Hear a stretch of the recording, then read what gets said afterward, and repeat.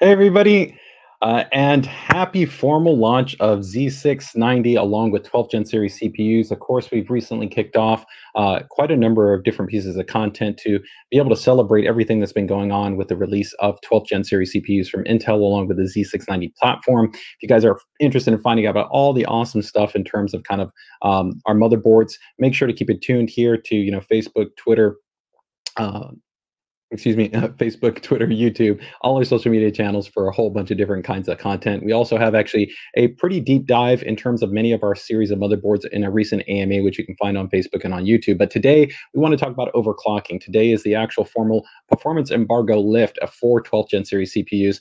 And I know that a lot of you are always interested in finding out a lot more when it comes to overclocking and what is going to be possible. With this being an entirely brand new microarchitecture and really ASUS being the worldwide leader when it comes to I think overclocking centric designs and of course motherboards, we're excited to be able to give you guys a closer look in terms of what you want to keep in mind when it comes to overclocking in general, what are going to be some of the performance expectations in regards to frequency, how you can actually efficiently, effectively, and safely overclock your system utilizing our AIOC technology, as well as manual options within our UEFI BIOS firmware, and also helping to answer your guys' questions regarding just overclocking in general when it comes to 12th Gen K series CPUs, as well as how that works on the Z690 platform.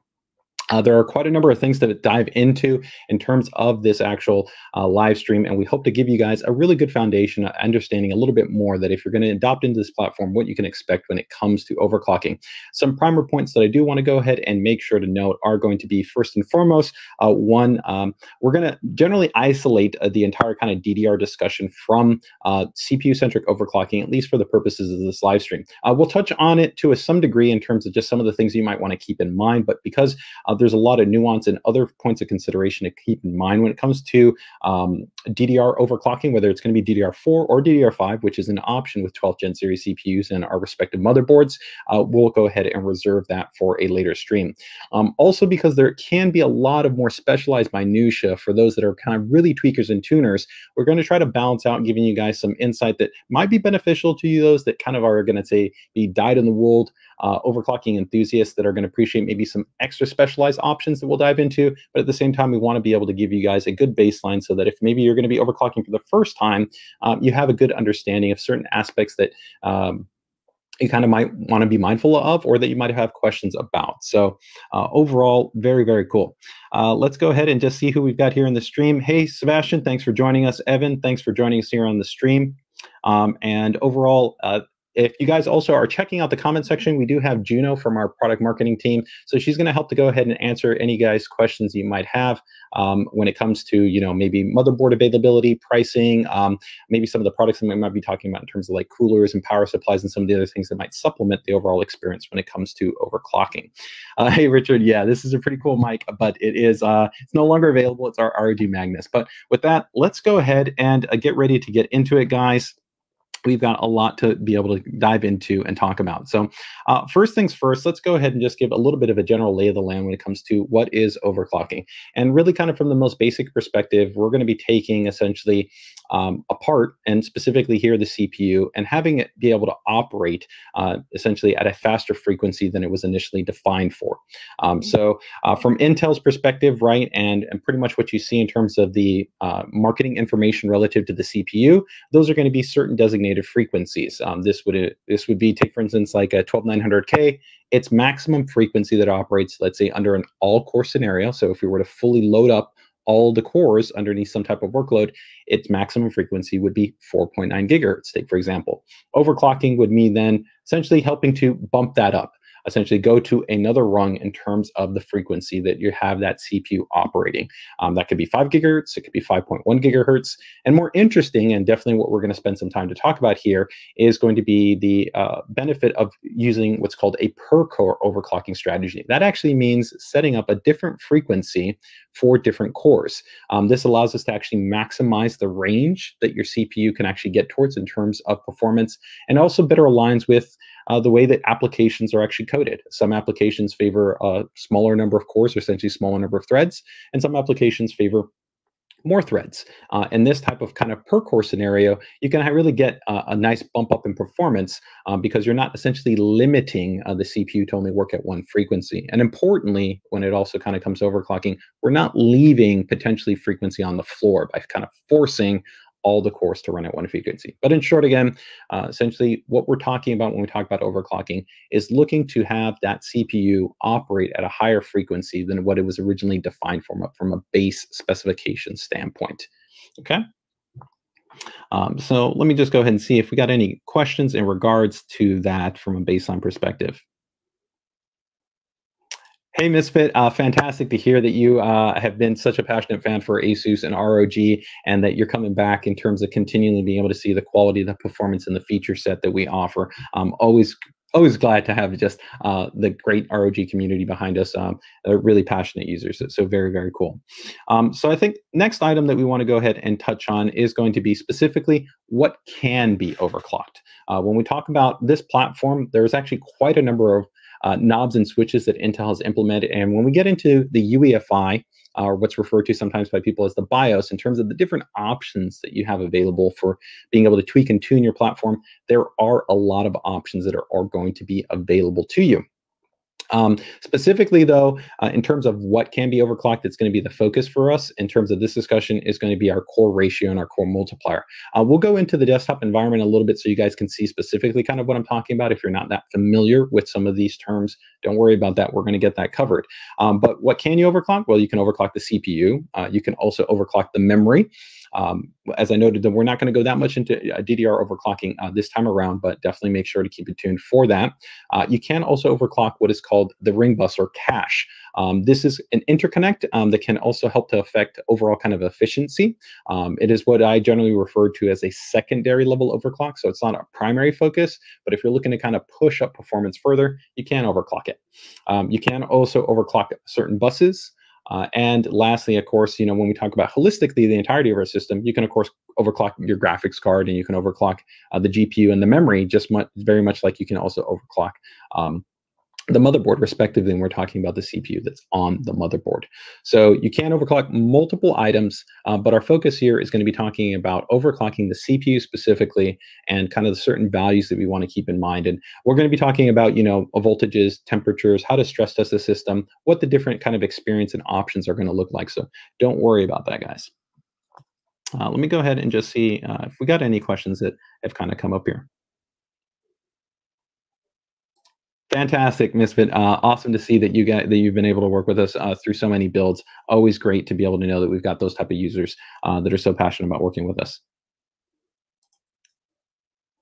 Wow, Sebastian, that's pretty amazing. Coming over from P7P 55D, that's our classic blue series of motherboards. That's going to be a massive upgrade that you're going to be talking about when you go from that type of platform to, of course, a Z690. I mean, you're getting really kind of everything you could possibly ask for. I mean, this platform already introduces a lot with a brand new microarchitecture, of course, DDR5 support, PCI Gen 5 support, ultra-fast USB 3.2 Gen 2 by 2, optionally Thunderbolt 4, high-speed networking, but you're going to get even other kind of tech and features that have been around for maybe one or two generations, along with a lot of really cool board level design. So very exciting, I'm sure, for you to be able to put together a system. All right, so let's go ahead and keep moving this along here. So we talked about there what can be overclocked, right? So here I want to spend a little bit of time to just be able to touch on, what type of motherboards do I need to have to essentially support overclocking, and does it matter? Well, the important part is that fundamentally when we talk about kind of overclocking, it's not really too much of a concern in terms of worrying about, do I need a wide-ranging set of motherboards, right? For us, in this Z690 launch, we've got quite a number of boards, right? In total, if we take a look here, you can see we've got our Prime series, we have our Maximus series, we have our RG Strix series, ProArt, and Tough Gaming. So we have 5 series in total. All of those motherboards all support overclocking.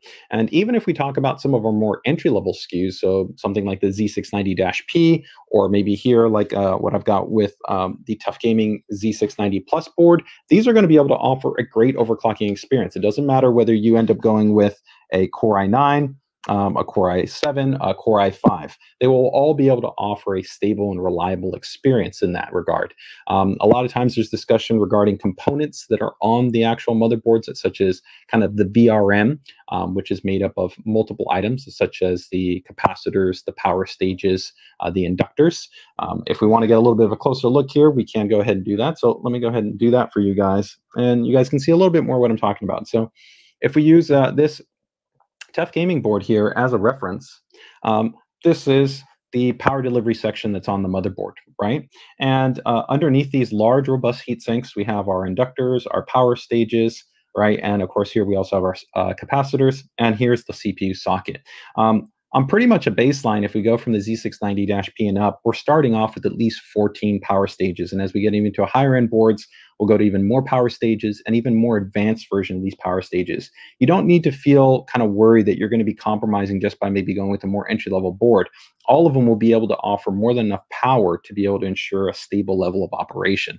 So the question is, well, does it matter then if I end up going with, let's say, a higher end board like with what I have right here for the demo, which would be our Maximus series? And yes, there will be benefits when you decide to go up to a higher end board, but it's not necessarily going to be a critically defined experience. But here I want to spend some time to kind of give a little bit of insight in terms of what might be some of the differences when, let's say, you upgrade.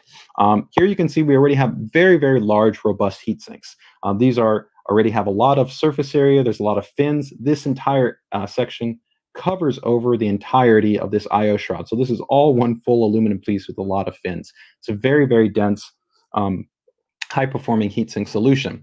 When you go over, of course, to maybe something like the Maximus class, those heat sinks are even going to be higher performing, and you'll get better overall thermal dissipation performance. But kind of think about it like if you've got like a 360 millimeter AIO versus maybe something like a 240 millimeter AIO. Both are going to offer you a good quality cooling experience, but the 360 is going to edge it out. It's going to be a little bit lower in terms of the temperatures, and it'll even be a little bit quieter.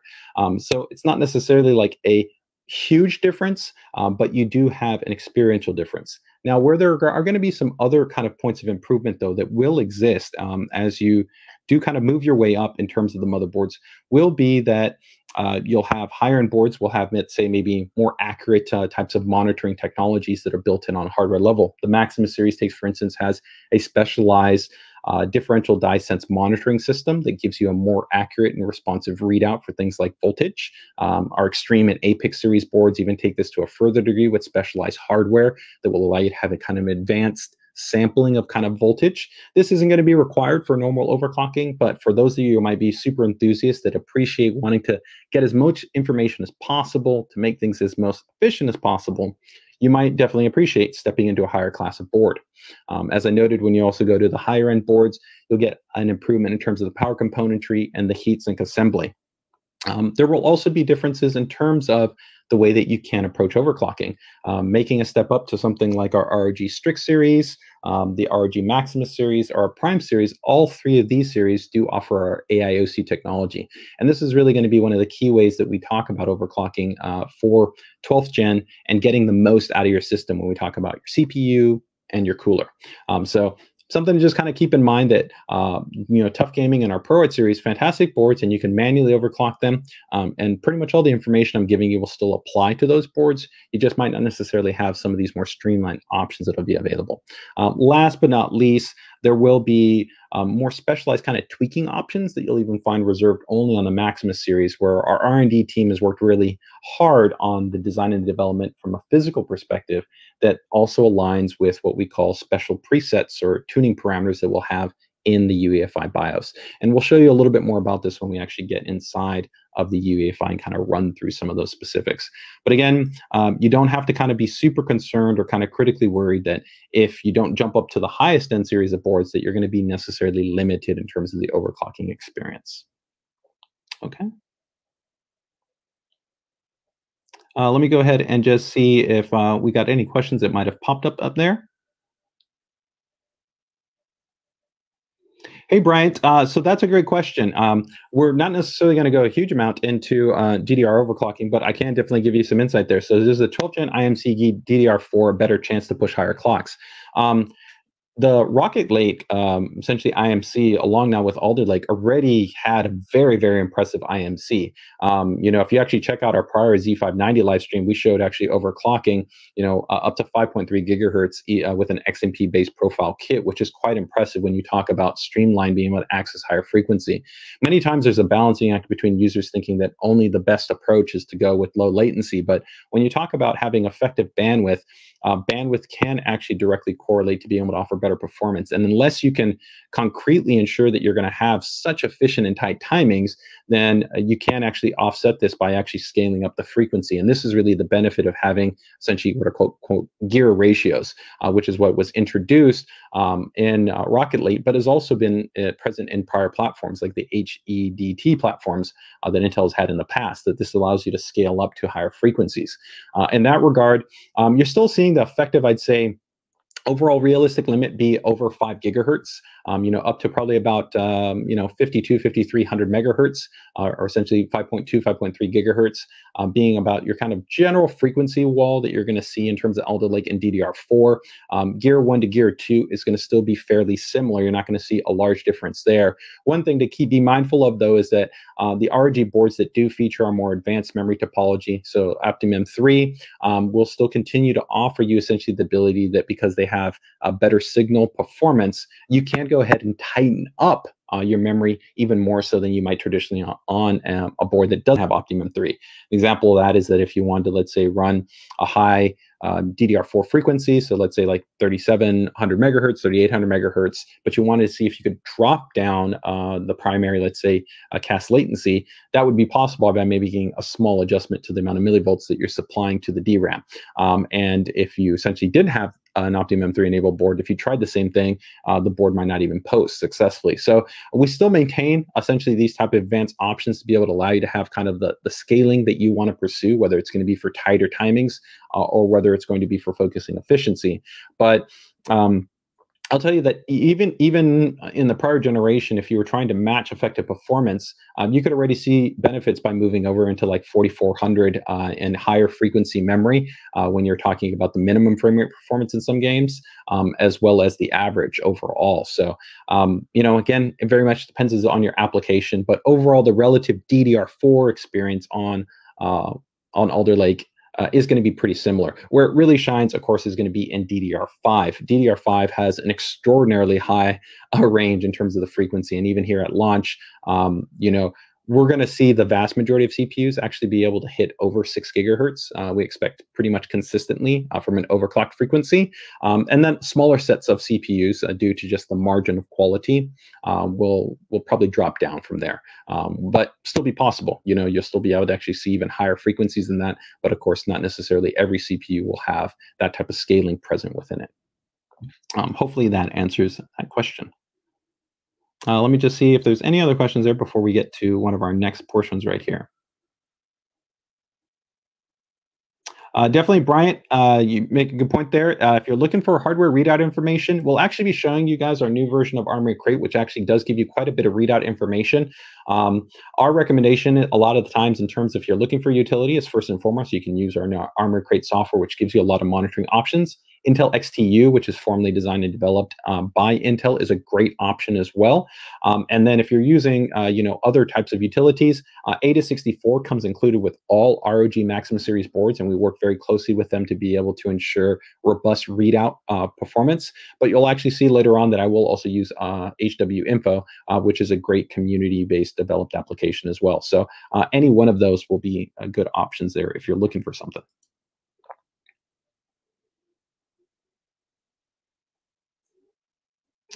Okay, so let's go ahead and get over to our next segment here. All right, guys. So I think the next thing is we've seen some people have a couple of questions here in terms of kind of like what type of cooling do I need? Well, this is a really important question. So as you probably look at some of the reviews, you may see some of the reviewers kind of comment in terms that the kind of thermal expectations are high.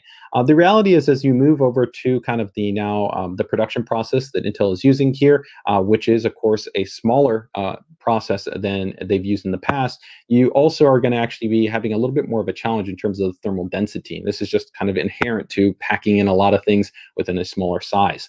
That being noted, the reality is that your thermal kind of considerations should be based on your workload. The vast majority of us that are going to probably be gaming, right, using our systems for general productivity purposes or just kind of general application use. So, you're running, of course, your web browser, you're looking at photos, listening to music, doing email, bouncing forth between general applications and, of course, games, and even doing moderate editing tasks. You're not going to necessarily need a super high performing cooling configuration. It's not a critical requirement. As you move into workloads that are going to more heavily load the CPU consistently, so if, let's say, you were doing some form of advanced productivity work, science and simulation, maybe specialized compute or AI, of course, animation, 3D modeling, specialized types of rendering, things like that might be consistently using, there you have to be a little bit more mindful of thermal consideration because you're really pushing the CPU and you need to have more. But with that, really, I'm going to tell you most users here are going to be fine. And actually here I'm going to show you guys just a little bit of a trailer clip here on some of our cooling solutions that we've got here. So give me 1 second and I will show you guys some of our coolers that we've got here. Give me 1 second.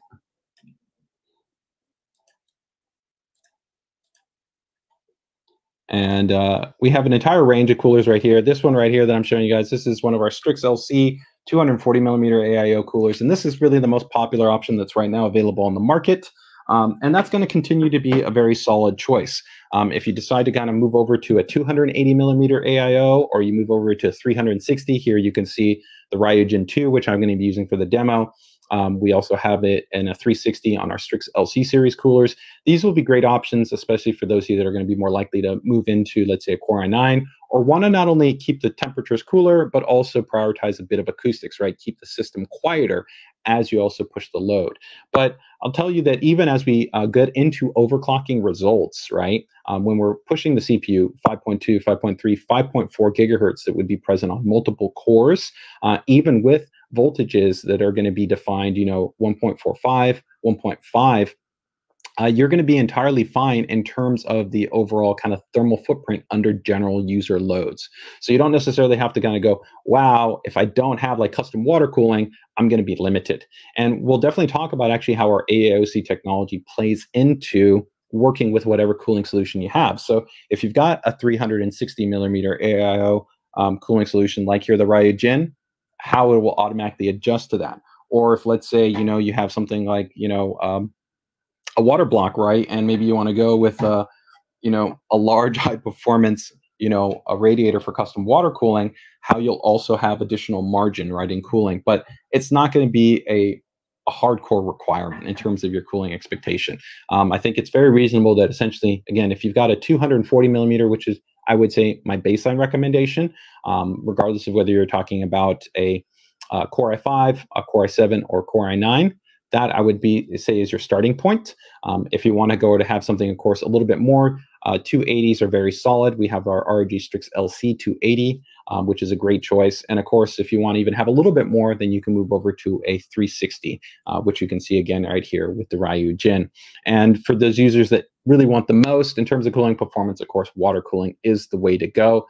It also has a big benefit that temperatures will be a little bit better, well, actually quite a bit better when you talk about idle to load and what you would call as being a delta. There's not as much of a delta between those 2 points as there is when you use a traditional kind of AIO cooling solution. So I know there might have been a lot of questions there when we talked about general and cooling. So let me go ahead and just see if we've got any questions right there in terms of the coolers. So no worries on the Ryujin 2. We're shipping actually all of our, our new updated coolers, which if you guys are kind of wondering about, I can show you these guys here quickly. You'll be seeing essentially these pop up from the vast majority of e-tailers really in the kind of throughout this month as they kind of work to kind of get these units online.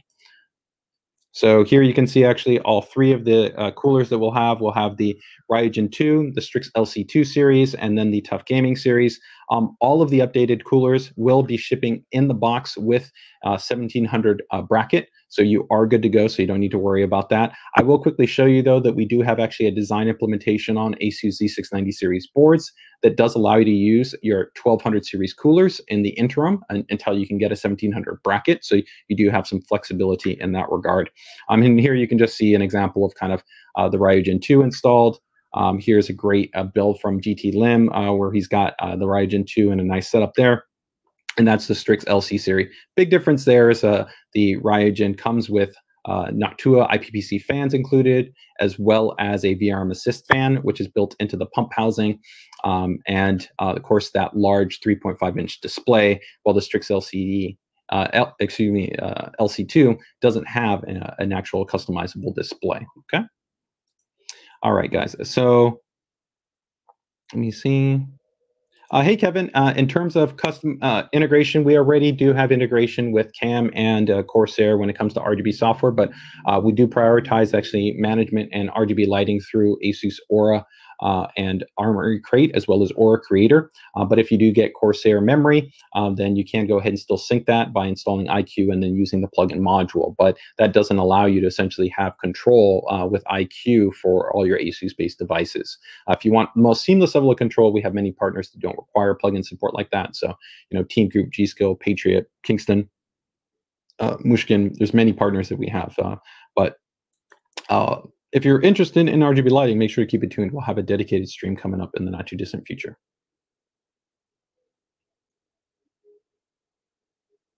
Let me see if there was any other questions there.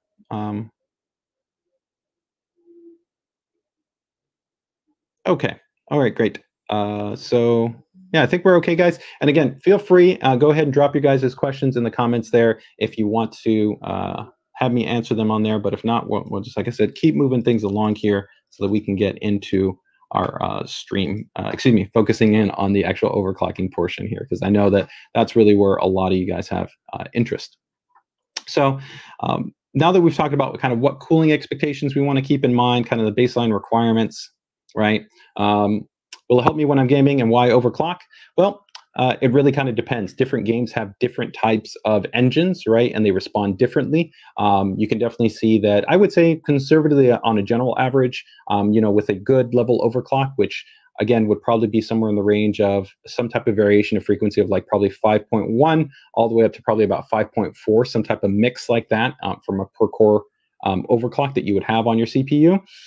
You can see probably somewhere in the range of 5 to about 10 FPS lift in terms of performance, but it really does depend on the game. And then, of course, when you add in other types of adjustments that you might have available to you, then, of course, it even gets a little bit more interesting when you talk about faster DDR5 frequencies, whether you're adjusting things like the cache, and kind of other tweaking and tuning elements that you have available to you. And ultimately, the main reason why people decide to overclock is it comes down to usually, I'd say, two reasons. One, you're trying to get more performance out of your system. It's part of the reason why you bought maybe a K-series CPU, along with a better cooler and a better motherboard. But also, some people just find it fun and enjoyable to kind of tweak and tune their systems and see what they can get out of it, right? But we definitely know that people can be kind of concerned, like, how do they go actually about the process? And that's why, we're having this live stream here to give you guys the insight in terms of how you can approach overclocking. All right, so let's go ahead and get into some of the specific points of information that I think are going to be most interesting here. So what can I expect in relation to frequency, right? In a moment here, what I'll probably do is jump into the desktop, show you guys actually what our kind of baseline frequency parameters are when we talk about what the target values are for default, and then kind of what you can expect. But overall, when we talk about kind of the effective range, if we use, let's say, the 12900K as a baseline example, we're talking about a part that on an all-core frequency is going to be at 4.9, and then if you account for Intel's Turbo Boost technology, that can potentially get all the way up to 5.2 on 2 cores, right? Otherwise, it would be 5.1. When we talk about kind of mapping that out and seeing frequencies evolve a little bit further, it gets a little bit more interesting because, again, you have to kind of look at the range of frequency that you have across all your cores. So let me go ahead and get into the desktop here. And we'll kind of show you what we're talking about here. So I need to make an adjustment here, guys. Give me 1 second.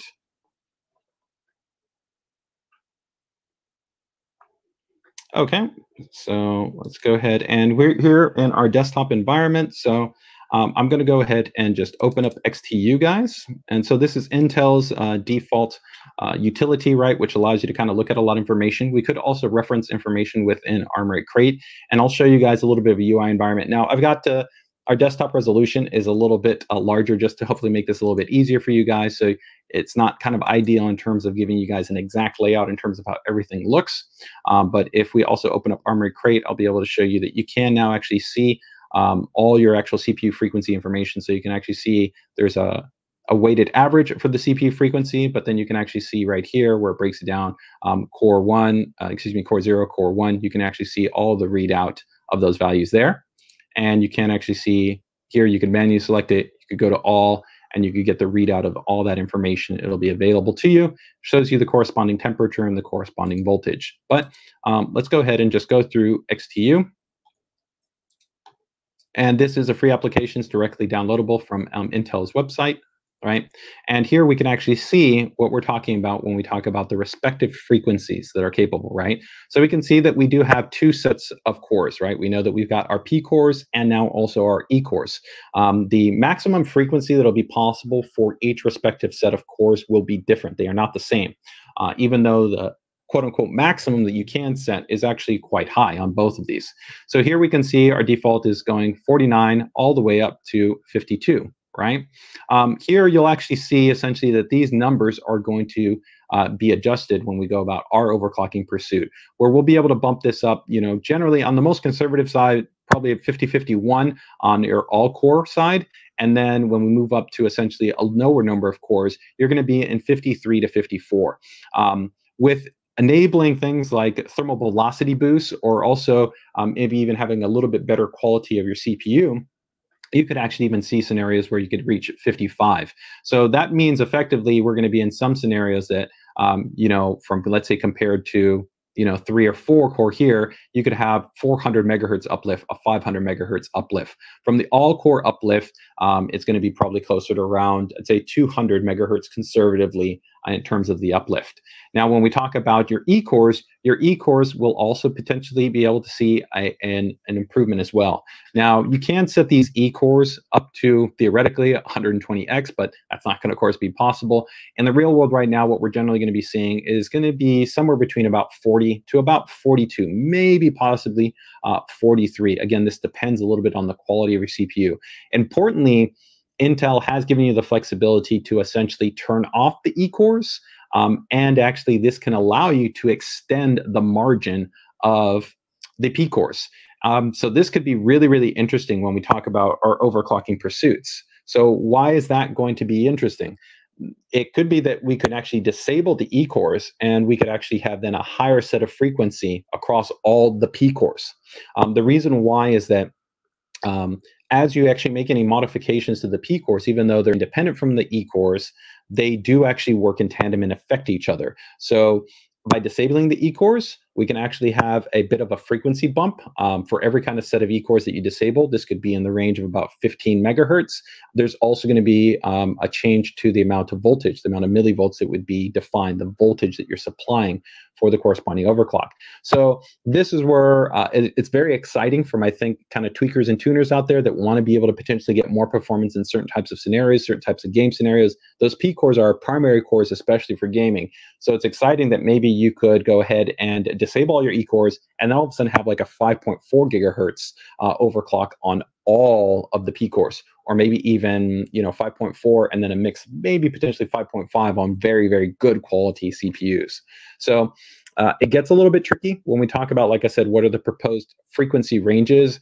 But as I noted, when we get into AIOC and we show you essentially what we call our prediction table, this will hopefully be a little bit easier. And again, like we showed you, if you kind of just want to get a clear baseline of understanding what the frequencies are, you can go ahead and open up something like XTU or open up the Armory Crate software, HW Info, whatever utility you prefer, and you can then understand what your baseline values will be. And it's always good to essentially record a baseline, first starting off with your system, to know exactly how everything is operating. And we're going to run through that. We're actually going to show the system running entirely from kind of a stock perspective, what the values look like. We'll then overclock it, and then we're going to go ahead and show you what the values look like when we get back to under load. Okay. I know that we covered a lot there, so let me go ahead and just double check and see if we've got any questions right there.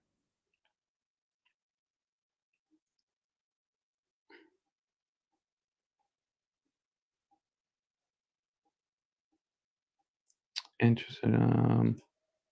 Hey, Jose asks, are they OSing on water or something better? So all the overclocking results that I'm going to be going over with you live here are going to be utilizing the Ryogen 360. So this is a latest generation, 7th gen Asetek based cooling solution, right? It is a high performing, of course, AIO, right? It has a specialized assist fan that's built into the VRM, which gives a little bit more active airflow. But actually, it's probably not even performing as high as it could be because I don't have the native Noctua IPPC fans that come with this, but that's what I'm going to be using for the demo. I have actually also gone ahead and done, though, very similar tests with our Strix LC2 280 cooler right here. So this is our 280 base cooler. And again, I showed a little bit earlier the 240 millimeter AIO. You don't necessarily have to go, again, to custom water cooling to be able to get good overclocking results. This just ultimately depends on what your load is going to be. If you're going to be doing a lot of heavy, consistent, multi-threaded loads, then you're going to definitely want to consider not only a 360 AIO, but maybe moving into custom water cooling, just because you're placing a lot. It would not be unreasonable to see over 300 watts in terms of what you need to dissipate. So that's definitely, in the territory of a high performance AIO and custom water cooling. But for general gaming, general work use, overclocked, you can look at, 240, 280, and 360s being the cooling solution that you need. Okay. Hey, Robert, there's actually 100% an auto overclocked option. It's called our AiOC feature. So just make sure to keep watching with us here. I'm going to go exactly step by step to show you how to enable it. It's actually a very simple process. You really are going to only do about 3 things, and you can literally do it, in less than 5 minutes. The longest part will actually you be running a test to actually load up the kind of the thermal performance for the motherboard to monitor. And I'll show you actually how that works. It's not a complicated process, but we are going to be showing you how to do this through our AIOC technology.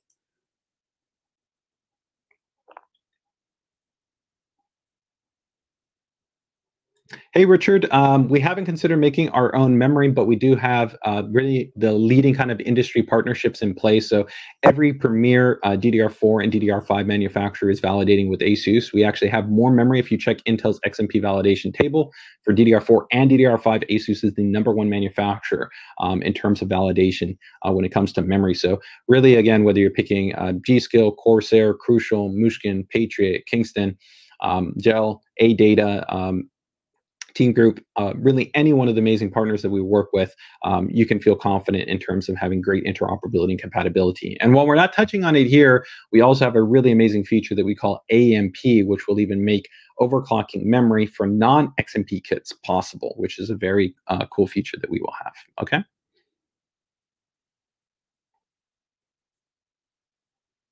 Hey, Houston, that's actually what we're talking about here. So if you talk about kind of the baseline, my recommendation is going to be taking a look at the ROG Strix Z690 series, along with, I would say, probably optimally, the ROG Strix LC280 or the ROG Strix LC360 or the Ryujin 360 are kind of going to be my recommendations if you kind of want best temperature performance with a reasonable kind of configuration without going into custom water cooling. But any one of the ROG Strix boards or the Maxim series boards are going to get you taken care of.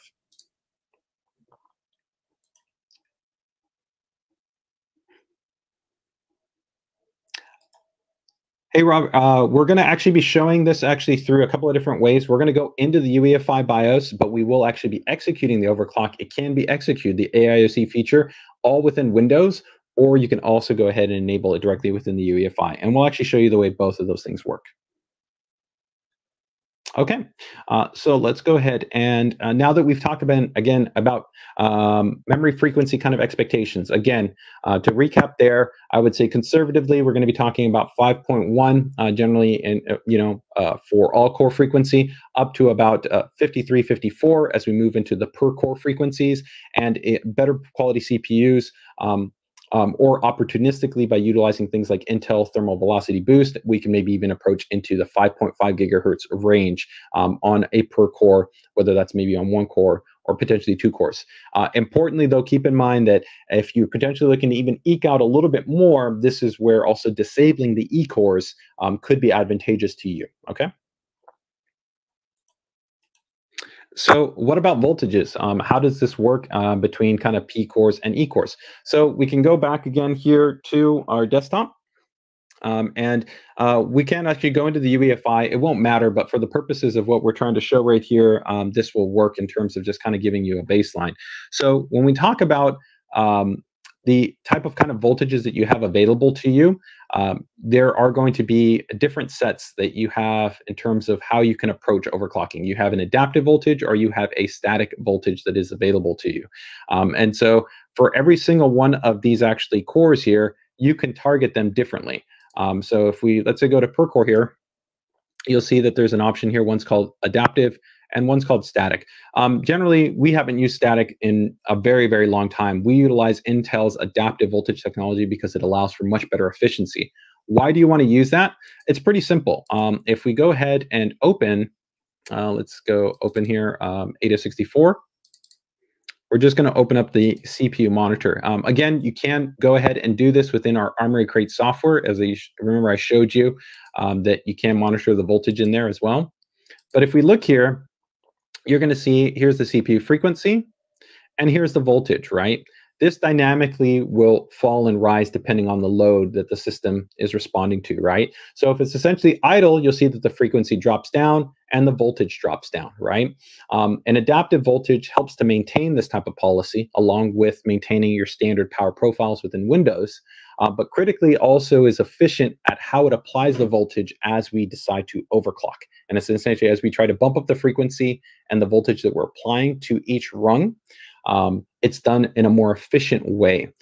This is critical because it allows us to help to make sure that we're managing kind of thermals in an intelligent way, and we're also not necessarily driving an excessive level of voltage to the CPU all the time. Where if we use the static voltage, let's say if we were going to run 1.45, it doesn't matter whether the CPU is idle, whether it's doing anything, it's going to try to hold that 1.45, which is going to produce more heat. It's not going to be great for the CPU. It's overall just not an efficient or effective way to really kind of approach overclocking. So we utilize an adaptive voltage, and it's also what I do recommend. For this generation, and actually now for a couple of generations, Intel is also giving you a wide range of options here where you do have the ability to have even more granularity, where there is something that's called a VF curve. And we can actually kind of customize the voltage in relation to specific points. And we'll actually show the way that this looks in the UEFI, but we're not going to worry about it right now. But I just wanted to kind of give a little bit of insight in terms of what is kind of the voltage scenario. And the amount of voltage that we supply, it's not really that much of a concern.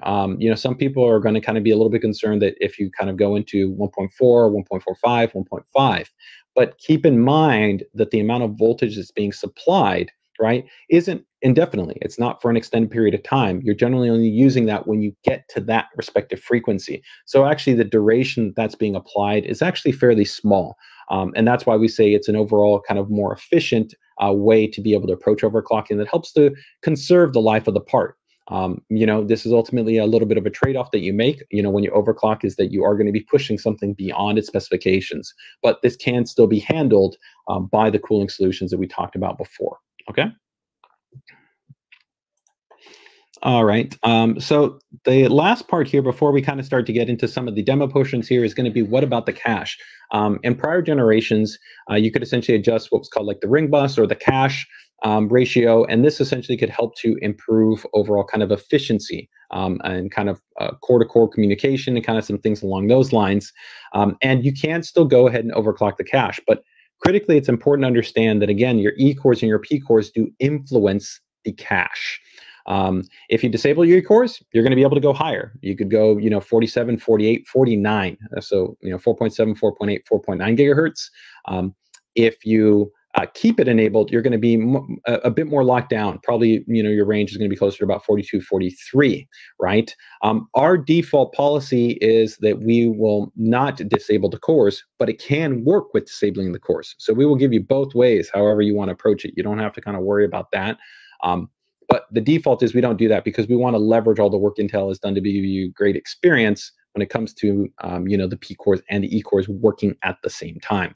But do keep that in mind, is that if you do want to approach cache overclocking, one, I would only do it once you fully verify stability of your overclock and make sure that everything is working smoothly. You've also created a performance baseline. And then from there, also, if you're going to be overclock your memory, and then last, overclock your cache. And the main reason why is because the cache can be quite a bit more subtle in terms of kind of presenting instability. So you don't want to kind of overclock your CPU, your memory, and your cache all at the same time, and then kind of not really know which one was limiting what or which one could be presenting challenges. And again, if you don't kind of you don't really worry about any of these, then don't worry about any of them and just use our AIOC technology. I'll give you some insight in terms of kind of just wondering about like, well, how do we go about the design and development of it?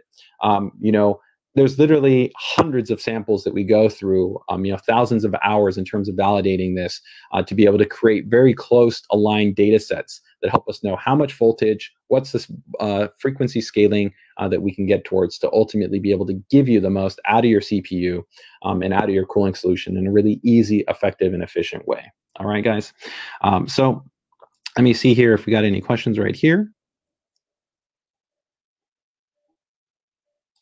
I think somebody might be asking, he replaced the fans with some other fans. Yeah, just to be able to show some RGB vibes right here. These are not the native fans that come with the Ryujin 2. The Ryujin 2 comes with Noctua IPPC-based fans. So yes, if you're kind of wondering why this Ryujin 2 looks a little bit different, it's because it does have different fans, okay? Regarding DDR5, buy lower cache latency or memory speed. A lot of people are, I think, over kind of critiquing in terms of the cache latency. It's important to keep in mind that the efficiency for DDR5 is improved because of technologies like bank refresh rate and a couple other things that are actually in play.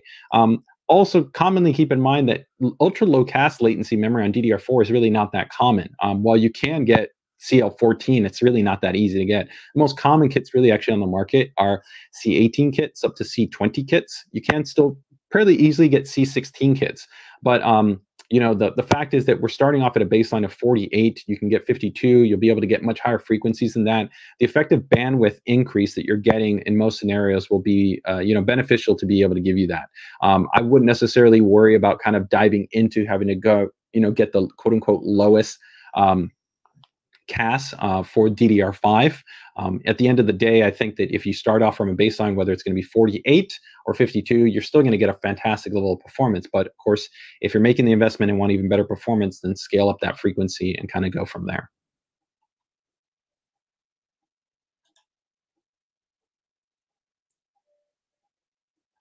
Okay.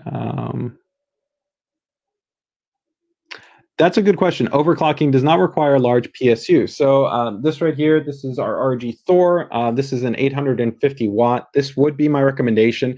Generally, you want to have at least something that has 30 amps on the 12 volt EPS. Most of your high performing kind of power supplies are going to be easily over 70 amps, if not higher in terms of that. So you don't necessarily have to kind of be super critical about that. The actual demo that I'm going to be showing you is only using a 750 watt PSU, but of course I don't have a GPU on here. A GPU will really significantly influence the amount of power that you need for the total of your system. I would say for a higher end build, 850 should be your baseline, and it's not unreasonable to be considering 1,000 or even 1,200 watts, depending on your GPU and the number of other supplemental devices and things like lighting and all the storage devices you might add in and things along those lines. If you're running a more basic kind of configuration, then of course you can drop that down a bit overall. But do keep in mind that just by overclocking, it's very easy to add like another 100 watts to the baseline. So if we talk about the CPU being able to use 200, 250 watts, and then you overclock it, you could be going, of course, then even higher than that, then account for your GPU. So between those two devices, it could be 600 plus watts, right? So you can see where if you have something like a 650, it's not giving you that room because you still haven't added in everything else. So just kind of be mindful of that. Hey, Evan, yeah, definitely. I think you'll find that the actual stability is very, very good, and we took a lot of time to actually really dial in an efficient level in terms of the actual voltages being supplied.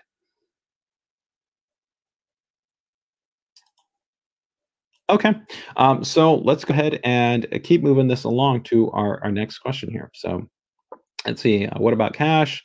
Um, Okay, so here I think one of the last points here before we get into some of our demos is how do I stress test my system and how do I make sure it's stable? You got a couple of different options really. So one, if you download again Intel XTU, it has a built-in actually stress testing utility. Cinebench is a popular free downloadable application which now actually has a built-in kind of a stress test option. OCCT is another popular application as well that you can use to kind of stress test your system. And this will actually align with what we've talked about in terms of creating kind of a thermal load. Generally, what the recommendation is that you would want to run any one of these things for at least, I'd say conservatively 30 minutes to generally an hour, just to kind of verify that your system is running smoothly. But the really most important part is running your applications and your workloads. This could mean run your games, run your photo editing app, your video editing app, run whatever it is you're going to run in your system. Different applications will use the CPU in different ways and place actually different loads on there, and they can actually respond very differently. So in some scenarios, you might actually find one application could actually induce instability and another application wouldn't. And that's why you really kind of want to try to have it align with what you're doing on your system. But from a general perspective, if you just want to kind of, how do I stress test it? Let's actually go through that quickly, and then we'll get ready to go into some of our demo work here. So let me get back over to our desktop. If we, again, went into XTU, you can see right here, there's actually a tab for stress test, and you could click on that button. You could go ahead and designate how long you want the stress test to run, and then go ahead and click a button. So it's a very simple process.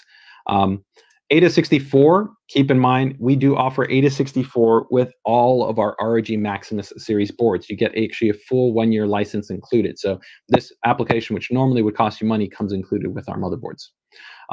You can go into the tools, and when you open up tools, there's an option that says stability test, and we can go ahead and click the stability test, and this will actually help us to go ahead and test our system out. If we actually go over here to performance, we'll see that actually it is pretty much loading everything up. You can see right here all the cores are getting loaded up, and the memory is also being loaded up. So this is a very good stress test to be able to check the kind of stability of your system, be able to place heat on your system. Okay. Another option as well, if I go ahead and exit out of this, is going to be games where you could, of course, run different types of benchmarks. You know, here, Shadow of the Tomb Raider. Here I've got Metro, which has a built-in benchmark. You have free benchmarks that are available to you, such as, you know, Final Fantasy benchmark, which could be an option. Or Cinebench here, which if I open up Cinebench, I'll show you what this looks like. You'll see that there's an option here, and we can go to advanced benchmark, right? And you see minimum test duration right here. We can click on this, and you could set this. So you could set 10 minutes, 30 minutes, whatever it is that you want. And then you could click on, take, for instance, multi-core. We'll stop this because we're not going to let it run indefinitely. But you'll actually then see a little countdown timer, and it would let you know kind of your system passed without any issues. And again, if we check our task manager, this will let us know that kind of the CPU is being fully loaded up. You'll see compared though to ASUS 64, right? We're not fully loading all of our memory up, but it still does a great job of testing our system. Now, one thing that is going on here is that this is placing a load. And so we actually can see right here is the package temperature has gone up to 72 degrees, 74 degrees, right? Our temperature is going. So this is actually one of the baselines that you actually want to do when you're getting your system to get ready to use AIOC. You essentially just need to go in, start using your system. You could game for 1 hour. You could open up your applications and use them for an hour. But we're going to actually track the temperatures. And by tracking the temperatures, we'll actually create a score in our system. And this will actually help to define the values that we're going to use for our AIOC technology. So I'm going to actually show you how this works here now as we get ready to go into our demo portion. So let me go ahead and back out here. And before we get ready to go into that, let me just see again if we have any questions right there.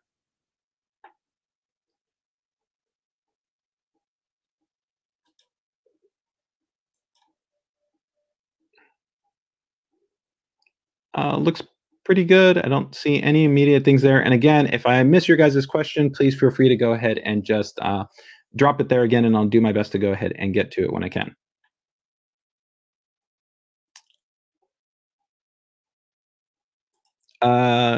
Hey, regarding next coming M.2 Gen 5 SSDs, some motherboards have an onboard slot.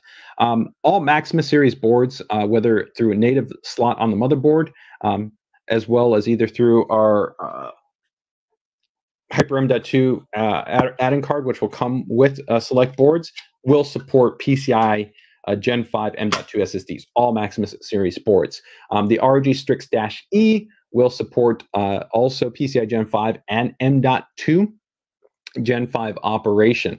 Otherwise, if you don't see it listed in the specifications, the boards pretty much will all support PCI Gen 5 for the primary by 16 graphics card slot, but not necessarily PCI Gen 5 for M.2 based SSDs. Okay, hopefully that gives you a little bit more information. Hey, I believe Constantine, what's the spec platform? We're going to go over that in a moment when we actually get into the exact demo, but this is our Maximus Z690 Hero board. The cooler is the Ryujin 360 AIO, 750 watt gold series PSU that I have right here set up. And then this is Kingston Fury DDR5 4800 megahertz. But again, as we're not focusing on DDR5 overclocking, that's not necessarily as relevant, but we will enable the XMP profile for it just so you can kind of see how it works if you guys have any questions related to that. Okay. Okay, so let me go ahead and get ready here and jump into, I think, our next segment here. Okay, so lastly, what options does ASUS give us when it comes into overclocking? So it's really going to be that there'll be two options here in terms of how you can approach your overclocking. You'll have automatic-based overclocking, and you will also have manual-based overclocking. All of the motherboards in the Z690 lineup support manual overclocking, so you can go into the UEFI or you can use Intel XTU to be able to manually overclock. Or on select motherboards, specifically our Prime series, ROG Strix series, and ROG Maximus series, they all feature our AiOC technology. So this is going to be our kind of one-touch option that uses our advanced algorithms and work to be able to efficiently, effectively, safely, and reliably overclock your system through essentially that AI mechanism that we have, which you can either access in the operating system or you can access within the UEFI. So I will show you how that works. So let's actually jump into the desktop and we'll talk a little bit about why we're going to use AiOC, and then we'll actually show you guys the demo. Okay, so it's pretty straightforward in terms of your benefits here. So if we talk about why to use it, it's really going to come down to, I think, a couple of key things with AiOC, right? You're going to have essentially one, it uses Intel's adaptive voltage technology, which is going to allow for efficient and effective application for voltage, right? It also utilizes per-core overclocking, which helps to maximize the margin. It does P-core and E-core overclocking. It also will allow for an adjustment, whether you disable your E-cores, so you can get more out of your P-cores, or you keep them essentially all fixed. It also automatically accounts for AVX sensitive applications. So there are specialized applications that have a heavier workload that's important to kind of keep in mind there. And also, I think for manual kind of tuning enthusiasts, it gives you a great baseline in terms of kind of tuning your system, because you're going to have a baseline for what the frequency is, for what the voltages is, what for the load line calibration settings, kind of everything you're looking for. So how would it work? It's very straightforward. If we go here into Armory Crate, you'll see that there's a little button that says AI overclocking. Literally all you need to do is click that button and that will enable the AiOC feature. You literally don't need to do anything else. Again, though, when you first start your system, the first thing you're going to want to do would be go into something like Cinebench, run it for 30 minutes. That will create the baseline cooling score before you enable AiOC. Okay, so we're going to show you actually here what this looks like. So let's get ready to go into the UEFI BIOS. And you guys can actually see what this works like. Some people, if you're wondering for a kind of cool tip that I recommend for getting into the UEFI BIOS, a lot of people will just kind of spam the delete key. You can use that, but another easy option that you can do that I see not everybody is always aware of is you don't have to spam any keys. You can just go recovery. And when you go to recovery, you want to go to recovery options and go to advanced startup. This will restart your system. And when it presents us the option, there'll actually be an option that we can select that goes into UEFI firmware settings, and that will reboot you straight into the UEFI BIOS. So let me go ahead and go back here. We're going to just let it reboot quickly. I'm going to double check to see if we got any questions right there, and then we'll get into it. So we are going to be demoing essentially AIOC right here, guys, but let me see if you guys have any questions.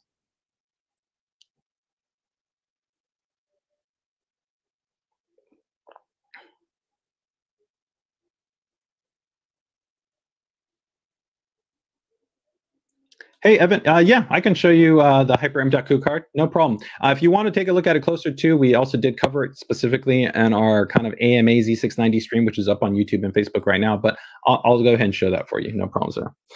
So let me go ahead and go back here, guys. So here you can see this is what would happen in terms of reboot. All you need to do from here is just go to Troubleshoot, go to Advanced Options, and then UEFI Firmware Settings, and then just click Restart. From there, it will just reboot me straight into the UEFI. I don't actually have to go through and make any changes. So it'll reboot there in a moment. While I do that, let me go ahead and show this card that Evan was asking about right here. So this is the Hyper M.2 add-in card. Okay. Let me go ahead and just get this a little bit closer here. I can show you guys. So this will come with select boards, and you can see right there, it's got your M.2 based SSD support, installs into a PCI Express slot. If you get the formula board, the formula version will be silver and white, so it will match with your board. Okay, so should probably be in the UEFI at this point. There we go. We can see we are now in the UEFI. So let's go and go through this. It's pretty exciting here, guys. So we can see right here when we enter into the UEFI environment, it gives you kind of a base readout. On our more basic series boards, the first screen you'll see here is our easy mode environment. So this will actually show you your processor that you have installed. You can see here we've got a 12th gen i9 12900K. The speed, it shows us the actual memory that we have installed, which banks that we have it installed, right? Also lets us know CPU fan speed, kind of the basic level of all that information. From here, I could actually enable AIOC just by going here to the AIOC guide, but I'm going to go into advanced mode. This is the standard mode that you'll get on an ROG series motherboard. If it was on the Prime series, then it'll look a little bit different in terms of the color, but same thing, you would be able to enable the AIOC option up there if you wanted to. Now, let me go ahead and move this down here, and we will show this off. Give me 1 second to adjust this banner here, guys. Okay, so when we're inside here, you'll see here's all kind of the readout of the information. So we've got the frequency, we've got our temperatures, we've got our voltage. But you'll see right here, this is really where the key part is. We have something that's called a prediction table. The prediction table has already gone ahead and assigned a cooler score and an SP score. Essentially, we evaluate every one of the CPUs that gets installed, and we reference this against an internal data set that we collect that helps us kind of look at the unique kind of voltage and VF curve that the actual CPU has against the wide range of samples that we test for, and how that correlates to essentially bumping up your frequency. The cooler score will essentially be dependent on, remember how I told you guys you would want to jump into the OS, play some games, run something like Cinebench, do whatever you're going to do on your system. But once you're actually running that, we will track the temperature.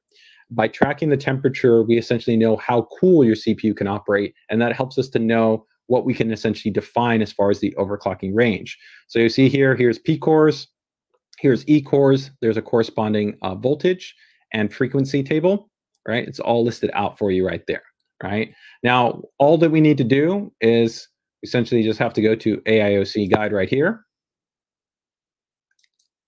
And once we click on that, it actually gives you a full readout of how everything works right here, right?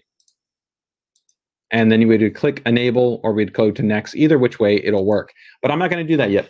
The main reason why is I just want to show you guys, we're going to run everything from a pure stock perspective, and then we're going to compare that to essentially if we go in and use AIOC versus kind of our stock setup. So right now, we're just going to load F5. That's defaults. The system has already actually been running at our defaults. We don't have to enable XMP, but we're going to go ahead and just do that as just kind of as a default baseline. And we're also just going to do what's called enforce Intel limits. If you're somebody that just kind of want to run Intel's exact kind of performance specifications for that CPU part, this is the way to do it, while also still leveraging whatever the speed, the memory is that you have for your system. And at that, we're done. So I'm going to go ahead and press F10. we're going to reboot, and we're going to get into Windows. So once we get into Windows, what we're going to do, guys, is actually stress test the system. We're going to actually confirm the values that we have. We're going to see what the system kind of responds to under load. And then from there, we're going to see how that compares to once we actually load in AIOC. And we'll also actually show you the difference between if we keep essentially all our cores active, so P cores and E cores, versus how the system would actually perform. How the system can scale if we go ahead and disable the E cores and only decide to overclock the P cores.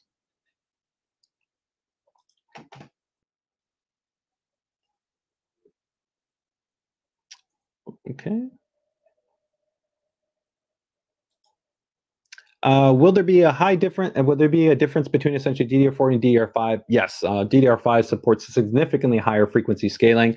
While you can definitely see that Alder Lake could support up to frequencies over 5 gigahertz, definitely the amount of CPUs that can comfortably run that frequency are going to be much smaller. So conservatively, most CPUs on Alder Lake for DDR4 can definitely run up to 4 gigahertz plus, 4400 megahertz. Especially if you're running, of course, the Gear 2 ratio, shouldn't be an issue. But with, of course, DDR5, what we're seeing is that almost all the CPUs can effectively run almost up to 6 gigahertz in terms of the memory. So you have quite a bit more flexibility in terms of the scaling, in terms of frequency. And also, while a lot of people are focusing on latency, keep in mind the effective bank refresh technology that's also in DDR5 helps to improve the overall efficiency. So, my recommendation is if you're really looking for the best performance experience, then you do want to go with the DDR5. As far as what frequency, that's really going to be dependent on kind of, what's going to be available to you in your budget. I would probably go the step above, at least over 48, but that's my recommendation. 4800 is still a very solid baseline and still works really well in terms of giving you a bump up compared to the standard 3200 frequency, which is the standard for DDR4 on current generation DDR4 based platforms. Okay, go ahead and now let's go ahead and jump back into our OS. So we are in the OS. All right, guys. So let's go ahead and take a look at our values here. And apologies if we have any ladies on the stream as well. I definitely mean to include you guys and girls because we've got overclockers on both sides of the fence. So fantastic. So let's go ahead and open up HW info here. We can see that we have a full readout of frequency. Again, we can also see this information that if you don't want to have to load other third-party utilities, Armory Crate will give you the readout information. Our new updated version, which will ship with all Z690 motherboards, does give you readout information of clocks right here. We can also go over here to the readout information to see temperature and voltage information, but I'm just using HW info because many enthusiasts in the community like it as a utility. So to kind of just be able to show you a kind of known interfacing utility, it works for what we're trying to show. So we're going to also open up XTU because XTU allows us to go ahead and look at the baseline values for our system. So remember, we're running 100% stock right now. On top of that, we've gone ahead and enabled our XMP profile, right, for our memory. So let's go and just verify and see what the values are going to be. So here we can see, here's our default values, right? We're going to be present right there. You can toggle back and forth in terms of those different types of presets here. So you can see 52 on one, and then 49 all the way on active cores. And then here you can see your E cores, right? So this helps us to know that's our baseline, right? And we can confirm that by opening up Cinebench. So we're going to test here to see our all-core frequency. So to test the all-core frequency, we're going to go to multi-core. We're just going to click on that multi-core. And we can already see right there, we're going right 4.9 gigahertz, right? So we can see that it is working correctly at kind of that key stock value, right? 4.9 gigahertz. We can also see again right there, 4.9 gigahertz. And of course, test is almost done because the multi-threaded performance for Alder Lake is outstanding. And we're going to just let it finish up the test. But again, we're just essentially confirming that the system is running at stock, right? Okay, now that that's done, same thing. If we did want to go ahead and test, we could go and hit single core. We'll stop this test because we're not going to let it run the whole test because it takes a little bit longer, although it's still quite impressive for a single core part. But if we start it, we're going to see that the CPU frequency will bump up. See, we already went over to 5. And you'll see it occasionally a little bit bump up a little bit more than that because, of course, the CPU is going to be measuring certain what's called telemetry. So it's going to be looking at the load, power consumption, thermals, and different things like that, and ramping that frequency up, right? If we remember here, you can see that under these scenarios, we're going to be going up from potentially 50, 51, and all the way up to 52, right? And you can see that we're essentially getting there in those scenarios, right? So once we let that run, we would know that essentially we've got our baseline. So we know what the system is possible, all right? So now we want to go ahead and see what we would be able to get if we use AIOC to be able to get more out of our system. So how do I do that? I don't need to actually go back into the UEFI if I wanted to. I can go ahead and launch this from Armory Crate. So again, you just needed to go to Armory Crate and click this button, and you would be good to go. You've enabled AIOC. But for purposes of just being consistent, since we showed everything in the UEFI, let me go ahead and show you how that is done in the UEFI environment. So give me 1 second here, guys. Again, we're going to use our quick recovery option here to reboot back into the UEFI environment. And just let me go ahead and see if we got any questions as we get ready to go here into AIOC. Yeah, so Bryant, that's just the way that the readout information is because there's essentially actually the way that actually memory addressing works is a little bit different in terms of actually having two different banks that can be simultaneously accessed. Technically, you can have applications that register essentially a quad channel operation with 2 DIMMs. Versus historically, you would only see quad channel operation with 4 DIMMs. This is, like I said, part of the overall architectural design where a lot of people are focusing just on frequency or latency, but there are a lot of underlying other improvements that have been baked into DDR5 that are coming along with, like I said, being really why it is the next generation standard at being able to provide essentially your ultra fast memory that is going to be in alignment with all these cores that you have on the processor, okay? So let me get back here, and we're just going to switch out. I'm going to set this back to go into our UEFI firmware settings. So I'm going to go ahead and reboot that. Get ready to go into our firmware settings. Yeah, so G only 4.9 in stock, right? And then along, keep in mind that already you're going to get the boost up to that essentially, 5, 5.1, and then 5.2. And keep in mind that if you even wanted a little bit more, you could enable Intel's optional feature, which is called thermal velocity boost, which could even add another 100 or 200 megahertz. It's kind of like a very basic, easy overclocking option, but we're going to be using AOC to take this even further. But I wanted to show you guys again the pure kind of baseline from a stock perspective. Okay, so let's get back into our UEFI. So we're now in the UEFI, and all we need to do is just head over to AIOC.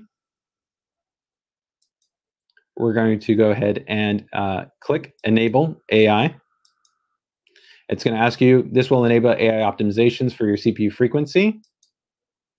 And that will go ahead and make the changes. So at that point, we're done. We literally just need to press F10 and reboot the system. So it's a very simple process. It's literally all that you're required to do. Now, I will go back and show you guys afterwards in the UEFI all the things that have been done, because keep in mind, while this seems like it's a very basic thing, there's a lot of advanced logic that we have to have. There's actually a dedicated microcontroller on the motherboard that we have to have. There's actually EPROM unit, which stores collected information over time. That is also part of that. And critically, one thing that people forget also about AIOC is that it's adaptive, because we're consistently monitoring the temperature. Let's say maybe your cooling performance, your pump starts to fail, your fans are maybe impacted, they're not providing as much airflow, any number of kind of different types of scenarios. It can actually dynamically adjust, bring down your overclock because it's noticing your cooling is not as effective as it was previously. That's not possible. We can actually see 5.4 gigahertz, right? We can actually see that's not possible if you manually overclock your system. You'd have to go in there and make those changes to be able to go ahead and adjust for the fact that your cooling performance wasn't working, right? So let's get back over here to our desktop. I might maybe set up a little secondary cam in a moment here to look at kind of some of our little values here on our Ryogen, which I think is pretty cool, but I'll do that in a moment. Let me go ahead and now open up Intel XTU again, and we're going to see our values that are different here. Okay, so we're going to go to the advanced tuning section, and you saw pretty much all we needed to do was just enable that option. And remember, originally run some type of stress test for about 30 minutes to an hour, right? So now we can see, look at where we've bumped up our values. So now we've got 54 on one core, 54 on two cores, 54 on three cores. Then we've got 52 on four, 52, 51, 51. So we can see that there's actually a noticeable uplift, right, in terms of all the cores right there. And then we can also see our E cores right here, right? So overall, a very nice bump up. And the other thing too is look at our baseline voltage and frequency. The voltage is dropping down, the frequency is dropping down, and our temperatures are still entirely manageable because this is being done through that adaptive voltage policy that we talked about, is that more efficient way to be able to track the voltage, right? Excuse me, define the voltage. So if we want now from here, we can go ahead and open up Cinebench.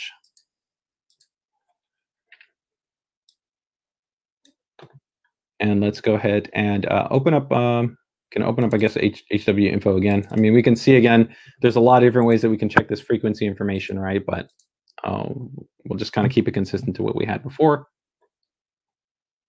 And right here, we can go to the multi-core. And we can already see, right, there's your 5.1, right? So now 5.1 gigahertz, we can see that we were now hitting those corresponding values that are being now registered via the overclock, right? Which is what defines with what has now been set, right? Because we can see here that when we're hitting all of them, we're running at that 5.1 value. So you can see there's that 5.1. Here's the corresponding voltage, right? Very reasonable in terms of that. And we spend a lot of effort to be able to ensure that this voltage aligns with your CPU quality, and also, like I said, also help to ensure reasonable temperatures. Where you can see that the max temperature even recorded there was only 80 C, right? So right there, you can see it completed the test, no problems. And if now we go to the single core, let's go to the single core, and we can already see we already popped up to 5.4 right there. There's 5.4 that registered essentially on single. So we can see that we have now effectively overclocked the system very, very easily through our AiOC technology. Pretty sweet in terms of giving us an improved level of performance without having to do anything. We literally just had to use our system and then enable the option. It's a very simple process, right? So let me go ahead and set up a secondary cam here, and we're also now going to go back into the UEFI. We're going to show you what some of the actual value adjustments are in terms of how this gets changed here in terms of what it's inputting. And then I also want to show you what it looks like if we decide to go ahead and disable the E-cores, and then also take a look at like how that affects actually our P-core scaling. Give me 1 second here, guys. I think I can actually show you. I think we have the original values here, so give me 1 second.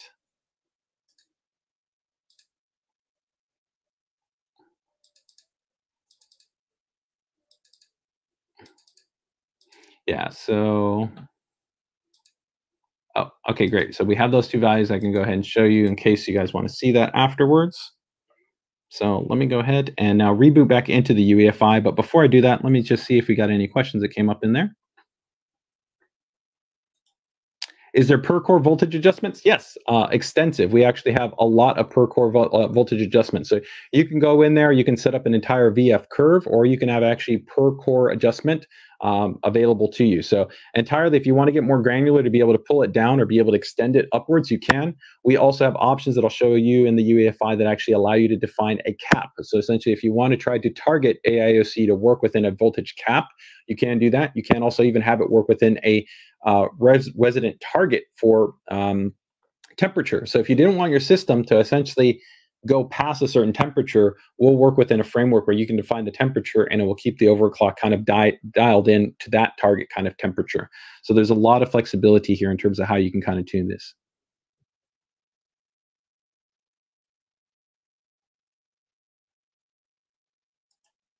In terms of the overall test, even if you put this inside of a system, again, your thermals are going to be, I think, very reasonable when we talk about gaming workloads, right?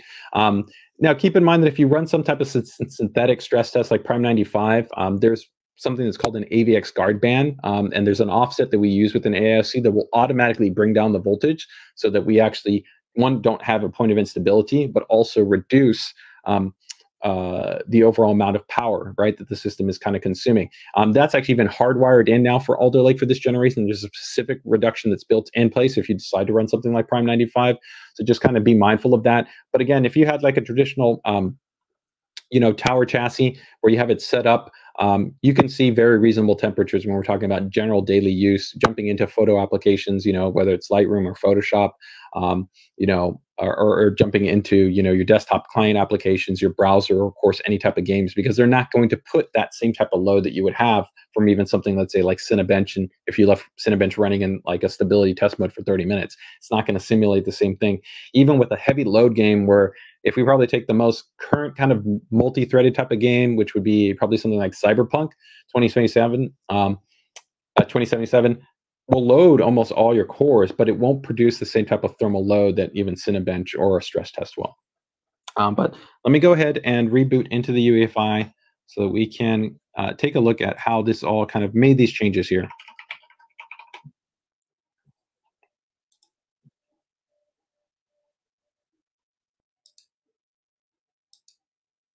Okay, so we are going to cut back there, get ready in a moment here, and I'm going to show you those options. And I'm going to also show you how AIOC can adapt based on if you were a manual overclocker and you kind of wanted to go in and maybe make other adjustments at this point, how you could go ahead and do that.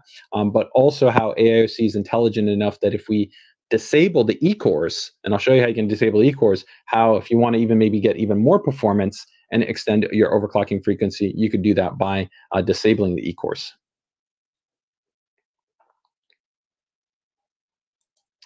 Hey, Brian, pretty much all the values that are going to be resonant of importance are going to be available to you there. So there's not really, I'd say, any kind of limiting values. HW info, of course, has to be coded in for support. We generally, most of the close work that we do is with AIDA64, especially since the boards already come included with AIDA64. But you can get, your current handling monitoring. You can get VRM information. I mean, all the key metrics that you would want are going to be there. And of course, on our more OC-centric boards, we are going to give you more specialized options to give you more advanced readout information. Like we have something we call the voltage technician, which will be included with Apex and the Extreme boards.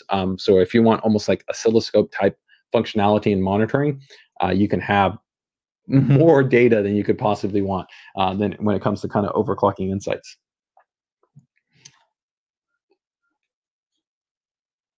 Okay, so let's finish getting here into the UEFI, and we will show you these guys' values here. Let me just see here. Any questions are going up?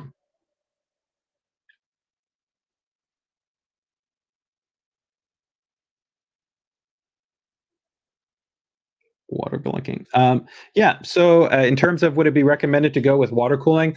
Water cooling is always going to help to give you the best thermal dissipation performance, of course. So we're never going to say no in terms of recommending, but it's not a requirement. I think that for the vast majority of users, a high-performing AIO like what we've got with the Ryujin 2 or the Strix LC series is going to give you a really great OC experience, especially when we're talking about general kind of real-world gaming and general real-world applications, right? It's really only going to be, I think, that for the most demanding users that absolutely want to push the envelope or want the absolute lowest temperatures, that's where, of course, the water cooling is really going to shine. And we've got boards that are, of course, going to be purpose-suited to that. The Maximus series have dedicated headers on them, which have dedicated options for temperature inlet, temperature outlet, and flow monitoring. So if you really care about kind of things like that, that's where the Maximus series are really going to shine. So here we are inside now the UEFI. Let's go ahead and take a look at all the information essentially AIOC has taken care for us. So again, we do have the prediction table, which I remember told you this right here is dynamically adjusted, right? So if I want to go ahead and customize this, there's a few different options that we have for customization. One, if you guys remember, I talked to you about voltage caps. You have an option that you could go ahead and enter in here and define an actual voltage cap that would help to keep this in a correlating kind of target. if you don't want it to exceed. Although keep in mind that, again, the voltage that we're using is very efficient and effective and really aligned to be, I think, in the right kind of target to really be able to ensure that that frequency is going to be possibly in terms of actually ensuring stability for that point. And again, we've tested a very large set of CPU samples where sometimes people will know it's not maybe it's maybe more than it needs to. We work really closely to not provide more than we need to, but at the same time be able to ensure a good range. There may be always the opportunity to tighten it up a little bit, but in our kind of internal analysis, I would say that you're not necessarily getting a huge improvement by trying to attentively manually tune down. But if you're really trying to eke out just a little bit more, then of course you can go ahead and attempt to do that. Now, if you guys remember, I talked to you about some additional options that you have. Here you have Intel Thermal Velocity Boost. If you want to go ahead and enable this, an upcoming UEFI update that we will release will also go ahead and enable Thermal Velocity Boost with a boost profile of 1, so an additional 100 megahertz on top of what we already have defined. So that means in some scenarios you might even see opportunistically, if we see the opportunity for it, a 5.5 gigahertz could be potentially in play. And that will be coming with a forthcoming UEFI release. But until that release comes out, if you wanted to enable thermal velocity boost, you would manually go in and turn that on. Here, if we go into the VF curve, you can actually see the corresponding curve that has been defined for essentially the frequencies that are in play, so what has been dialed in. And this is where when somebody asks, can I go in and kind of adjust that, right, dynamically? Yes, you can go in there and you can adjust it for every single one, and you could go in and make that slight level of adjustment where you could either bring it down or you could bring it up, right? It's entirely up to you. So that granularity is present there, right? And I generally would recommend that when you go through these adjustments, right, you want to be sensible. Generally, you want to probably approach with, I'd say, a probably a 0.005 up to probably about 0.15, adjustment range if you're going to be using the VF curve. Now, when we go here into the AIOC features, right, you can see actually a breakdown of all the information right here. So it actually shows you set by P core loading, set by E core loading, all of that. Here's the package core threshold, which is if you wanted to define essentially a target value in terms of the temperature, you could do that. The cooler efficiency, right here, this keep training, stop training. Why is that important? So if you guys remember, I talked to you about that essentially that the CPU, we keep tracking that CPU temperature. So if your cooling performance goes down, this cooler score is going to go down, and we'll dynamically adjust this frequency over time. It could actually come down. If your ambient temperature gets really hot, or like I said, maybe your pump starts to fail, your fans are affected and they're not working as well, that's why we leave it at the default to keep training. But if you didn't want to have it keep training and essentially be adaptive, you just want it to be fixed and keep that overclock for any scenario, you would want to use the stop training option, okay? If for some reason you had to kind of reset everything, want to restart over again, you could have an option to just recalibrate the cooler and go from there.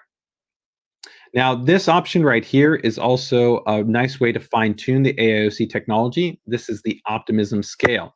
So you can actually increase this, or you can actually decrease it. So if I wanted to essentially make AIC a little bit more aggressive, maybe I tune this, everything's stable and everything's great, and I go like, maybe, can I get a little bit more out of my system? Well, you can go ahead and tweak this. So we could put it like at 110, and when we go ahead and make that adjustment, this will actually make the algorithm in play a little bit more aggressive to actually be able to ratchet up the frequencies, even though in our internal testing, right, that could theoretically lead to a higher degree of instability, right? But like you said, it's an optimism scale, right? You could go ahead and try it out and see if it's successful. On the opposite end of the spectrum, if maybe you're in an extreme scenario, your CPU just is a little bit underneath the margin, you could bring this down, right? You could go to 90, and then from there you would have a little bit more a conservative overclock. So this is a really, really easy way to kind of tune the overclock for either being a little bit more conservative, right? And also maybe, have a little bit lower frequency if you don't want to be so aggressive, or maybe you have a little bit more of a basic kind of cooling solution, you just want to be a little bit safer, you could bring that down, right, and still get a little bit more out of your system. So that optimism scale, that's what it's allowing for. It's essentially allowing for how aggressive the profile is. The default, of course, though, is that 100 value, and that's what will essentially allow you to essentially hit what we generally find are going to be applicable to the to the widest range of CPU samples out there. So in most scenarios, you're generally going to find that this is going to be a reliable result. Okay, so that is kind of the key pieces there to the AIOC portion, right? Now I want to go ahead and show you two other functions that I think I don't want to overlook here while I'm in the UEFI. One, we didn't talk, like I said, about DDR5 overclocking, and I'm not going to spend too much time on this, right? But remember earlier, we did enable our XMP profile, right? Well, let's say you wanted to go ahead and easily test your memory. Normally, you would have to do that through a stress test, which again, on RG Maximus boards, all of them support stress testing, because you can either use something like XTU, which is free, or you can use the AIDA64, which comes included. But all of our boards here have this memtest functionality built in. So the RG series, this is where you also really get a lot of values. You can see right here, it says memtest. I can literally click on this button and click yes, and it will reboot straight into a memtest environment for you. And this will actually even will auto-save a report, helping you to have that information in terms of the performance for the memory, in terms of the bandwidth numbers, as well as if it actually logs any errors, so that you actually know, is it in, which bank is it in, which supporting DIMM is it in, or all that information. So you don't actually have to, normally to do this, you would have had to purchase, potentially Passmark's bootable memory testing utility, flash that onto an actual flash drive, and then boot into it. But now you can literally have it built into the UEFI and have access to it. So it's a really, really easy option. So I'm going to go ahead and exit out of this really quick. You can see test has been complete, right? And you have that information there. So it's very, very nice option. I need to readjust this frame here so I can actually get to the exit button. You can also see that there's a RAM benchmark option as well.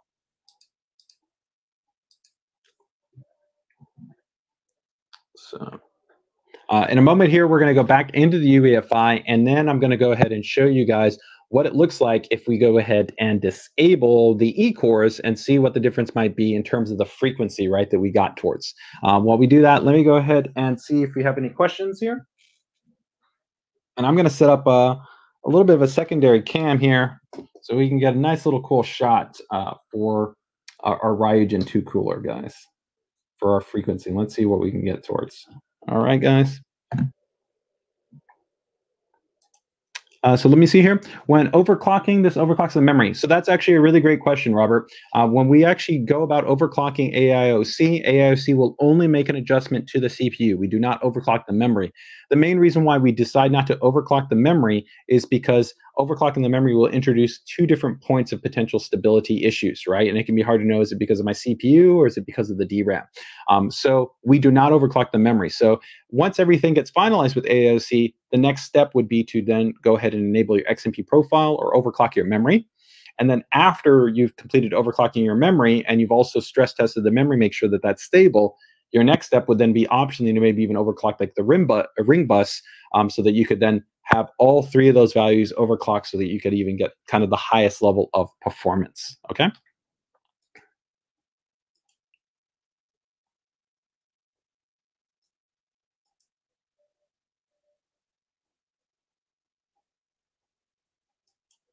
Okay, so let me go ahead and see here, guys. Give me 1 second. We're gonna adjust that there, and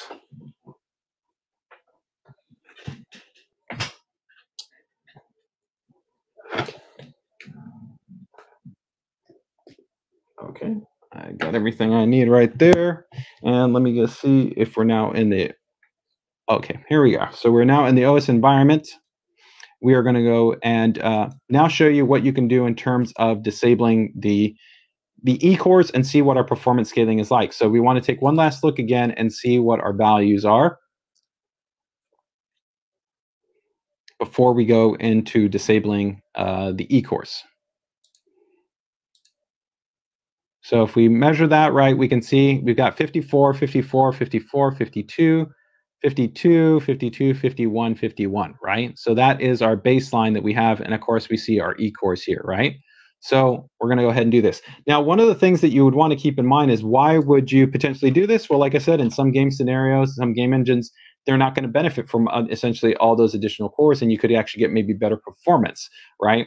The way that I would actually probably do this would be that I would use a UEFI BIOS profile to essentially have a profile that might specifically have essentially this type of configuration set up. So if I knew that I had a kind of situation where I could get more performance with disabling the E-cores, then that's the way that I would want to go about kind of taking advantage of that in an easy way, right? And then when I went back to kind of general usage, then I could just go back to that kind of configuration setup. So give me a sec here.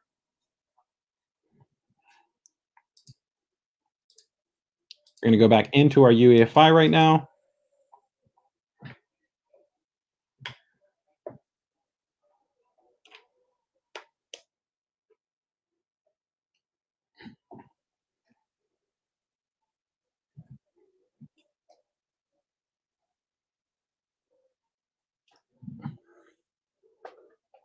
Okay, guys, so we're going to enter into the UEFI here in a moment, and we're going to show you essentially how you can disable that. I'm also going to show you our what's called My Favorite options, which is an easy way to kind of have all your most used UEFI BIOS options kind of available to you, so you don't kind of have to always keep diving into everything.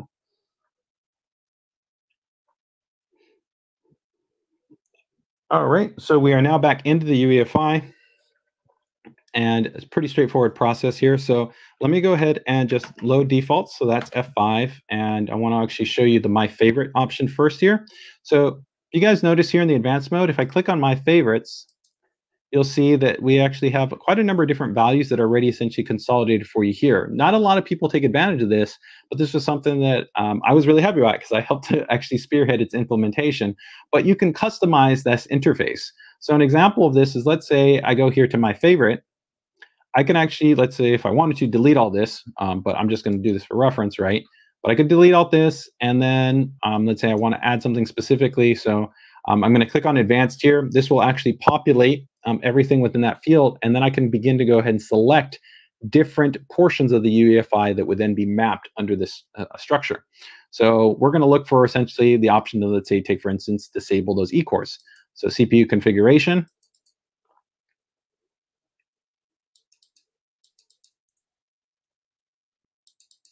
And you can see that we have different options right here, right?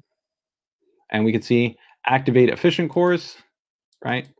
So I got this little plus marker right here, and then you see it shows up right now then in my favorites, right?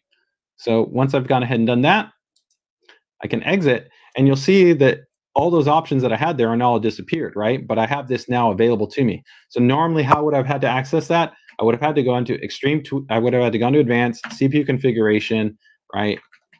And then I would have had to gone here to active efficient course, right? But now I can literally set all of the items I want here. So I could put my fan, I could put my voltages, my DRAM speeds, any one of the key parameters that I think are useful. I could just map those all into my favorites. You definitely want to use this. This will be useful for if you're overclocking in the UEFI environment, is customizing the UI to make sense for you and the values that you think you want to be able to adjust, right? So from here, I essentially would go to 0, right? And once I go to 0, that will disable all the cores, right?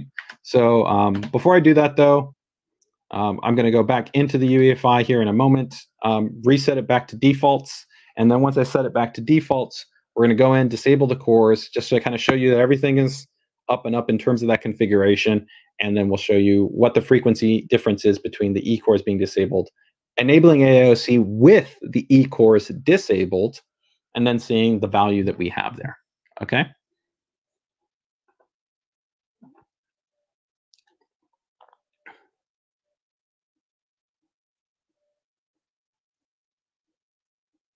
Let me just see if we got any questions right here.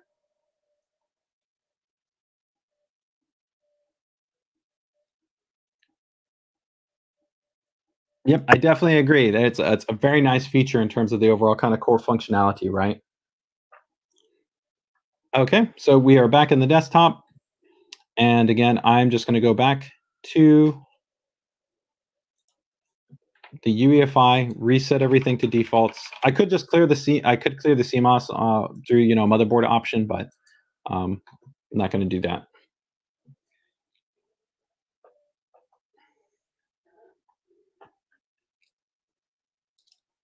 So yeah, a 12900K without E-cores is basically a beefy 9900K. Yeah, I mean, keep in mind, of course, that you still have an entirely different microarchitecture. So the main benefit really here is that the way that I see wanting to approach disabling E-cores and just having your P-cores be active is that just Intel is giving the flexibility here, along with the options that we're defining within our UEFI firmware, to give you the granularity and control to be able to find what configuration gives you the best experience in terms of what you're doing on your system, whether that's a specific type of game or whether it's a specific type of application, right? We already showed that with AIOC, we're already leveraging giving you the kind of the best performance uplift with everything all enabled in terms of P-cores and E-cores active, right? And then how you could supplement that by even adding in thermal velocity boost and enabling XMP. But this is just an alternate way that if you're looking to maybe even get more performance in an application that really only benefits from those P-cores, this would be a way that you could get more of that performance.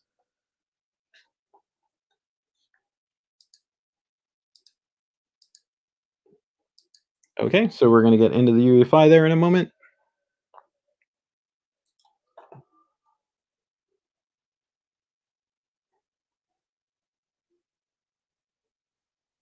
Hey, in terms of IPC increase, it kind of really does vary. It depends on the application, right? I mean, it's definitely not unreasonable that in some scenarios you could see, 15, 20+% overall kind of IPC improvement. I think overall, when we talk about that, there's also areas of IPC improvement that we haven't necessarily seen because we are still kind of getting further optimizations, not only within the operating system, but within applications and how they're benefiting that.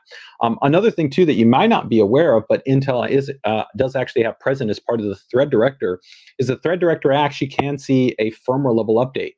So Intel could actually release additional kind of enhancements to the thread director and how it's actually managing the balancing that occurs between P cores and E cores and things along those lines, and even also the way it works with the advanced shared cache that they also feature through some firmware updating. So it becomes very interesting that we might continue to see even more performance over the coming weeks and over the coming months through a combination of potentially firmware and through software optimizations. Okay, so we are back in the UEFI, guys, and we've got that set up. I'm going to go ahead and now load our UEFI defaults, right? And now that I've loaded the UEFI defaults, I'm going to go back here and head over to the system, CPU configuration. Go to our active efficient cores. I'm going to disable those. And now we are going to essentially disable all of the E cores.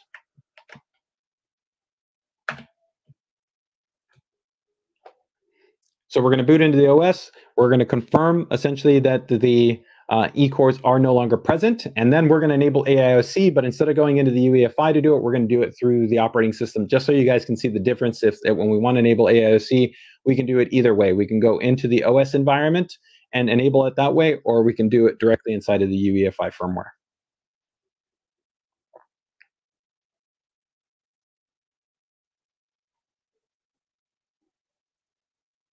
Hey, no worries, man. Glad to have you here. So thanks for joining us.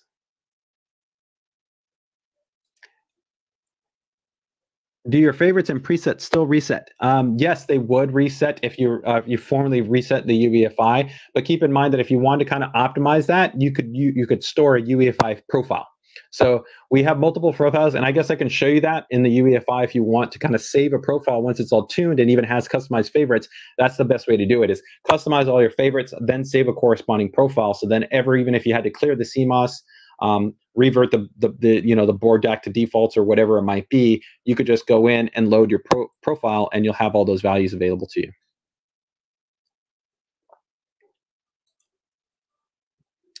Yeah, the flex key, I agree. Some people, if you guys don't know, on the Maximus series boards, we have this awesome flex key. Actually, let me see if I can show you guys here.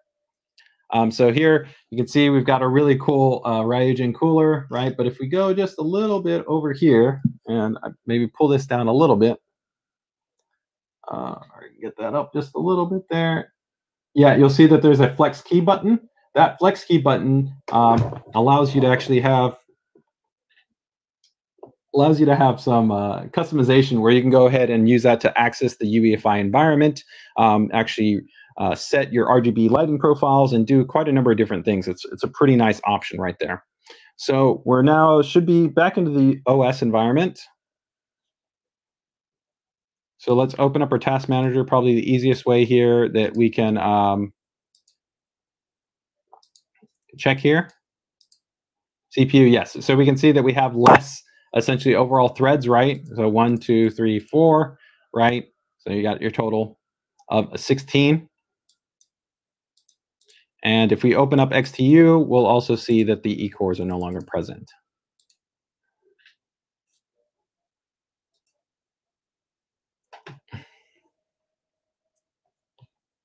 The pump, yes, it is actually registered. It's just the way that I have it set up right now. So that's all. No worries on that side. The pump is running. So here, if you go in, we can see our values are pretty much now all back to default, but you'll see there's no E-cores anymore, right? So now we want to go ahead and overclock, take advantage of that. So we just can go into Armory Crate. We can open up Armory Crate. And again, this version of Armory Crate that you're seeing is brand new. If you guys haven't seen this in some time, over the last year and a half, we've done multiple what we refer to as milestone releases to add more features, more functionality, improve the installation, uninstall experience, management options. You now have fan controls, advanced CPU monitoring, overclocking functionality tied in, along with, of course, all the functions for RGB lighting control and synchronization that's also in there, right? But all we need to do if we did want to enable our AiOC feature is, give me 1 second here.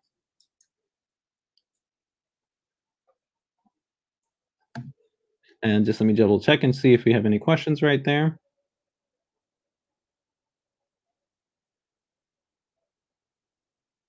Okay, yes, so will old profiles save work, excuse me, so will old profiles work with the newer UEFI version? So that's a really good question. When it comes to actually updating the UEFI firmware, you can't actually have interoperability with older profiles. So essentially, if you make your update, you wouldn't necessarily also want to use older profiles. And the main reason being is that you can actually have scenarios where we change what are called auto rules and underlying kind of microcode, which can make changes to the settings that you have for your overclock, which you might actually want to redefine. So normally what I would recommend is anytime you do update the UEFI, you can use the print screen function inside the UEFI, and I can show you how that works, guys, but it's very simple. You just take a flash drive, and all the Maximus series boards come with a flash drive now that comes with your drivers. Just plug that into the port, hit the print screen button. When you hit the print screen button, you can go ahead and store your settings, and once you store your settings, you'd then be able to go ahead and reference those in a kind of screenshot, then redial them in and kind of be good to go.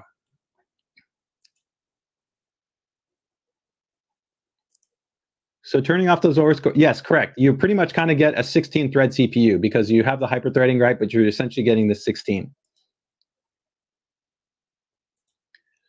Can you easily overclock your CPU? Yes. So with the Armory Crate, you can just enable the AiOC. So that whole overclock that we showed you before, where we went from the baseline to then the newer overclock, we could have done the same exact thing just by clicking that one button, and that was it.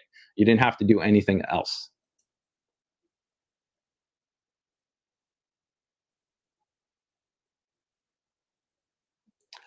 There is no Aura utility. Aura is actually part of Armory Crate, and actually you wouldn't want to install Aura on any new motherboard because it actually could have issues. The actual Aura RGB controller is specifically tuned and designed for Armory Crate.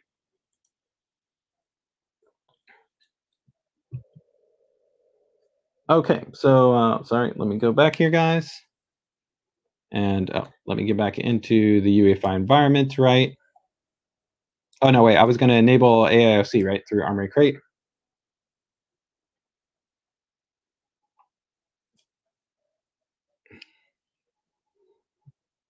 So all we need to do is just click this one button right here. You can see your computer will restart. Do you want to proceed, right? And we're going to click OK. And that's it. That's all we needed to do to enable AiOC within the operating system. So once that completes, go ahead and take a look at kind of the overclock scaling difference that we can have by disabling the E-cores. Now, if you remember a little bit earlier, I talked about why you would want to potentially do that. One is that you have a little bit of an offset in the frequency when you have both the P-cores and E-cores active, right? For every kind of cluster that's there is present, you have a little bit of about a shift of about 15 odd megahertz. There's also an effect in terms of the amount of voltage that has to be supplied, because when you overclock, even if you're only overclocking the P-cores, you still need to actually add voltage supplementally to the E-cores. Even if you keep those E-cores at pure stock. So that is important to kind of keep in mind. Again, you don't have to worry about any of this if you use AIOC, but by disabling those E-cores, we can essentially kind of take that headroom that is now essentially been freed up, and we can now apply that to both, we can apply that to just the P-cores so that we can see if we can get a bump up in terms of the frequency. So we can see the Ryogen here is already kind of processing some feedback there. 5.3 gigahertz, right? We can see it's been bumped up, but in a moment, we'll probably have, I think, probably already rebooted into the OS. So let's go ahead and take a look here. We're just going to open up XTU again. It's kind of the reference way to be able to evaluate essentially the adjustment that we're seeing here. All right, so there we go. So you can see we actually now have a higher overall overclock, right? So we kept 5.4 as far as being the peak, but if you guys remember previously, our maximum frequency on all core was only 51, right? But now we can actually see that we've scaled over to 54 and essentially 53. So you can definitely see we got an additional bump of a couple hundred megahertz by taking advantage of disabling the E-cores, right? And so I think, again, I have a screenshot here so I can show you guys, again, kind of that compare and contrast so I don't have to kind of reboot and re-show you everything here. So remember here, this is what we started with, right? This is our baseline. So 49, 49, 49, 49, 50, 50, 51, 52. And here we can now see, there we can see, right? So you went from 49 to 53, 53, 53, and then all the way up to 54, right? And of course, remember, we had already an overclocked value that was already quite a bit improved from the baseline when we also had the overclock present with the E-core still active. So the whole point, though, here is just to show you that, again, AIOC gives you a great experience at easily, effectively maximizing the overclock however you want to do it, right? If you want to do it through, disabling E-cores, we can do it for you. If you want to do it through the traditional setup, we can do it for you. And it's being done safely, efficiently, and effectively with good voltage options. So let me go ahead and see if there's any other questions here.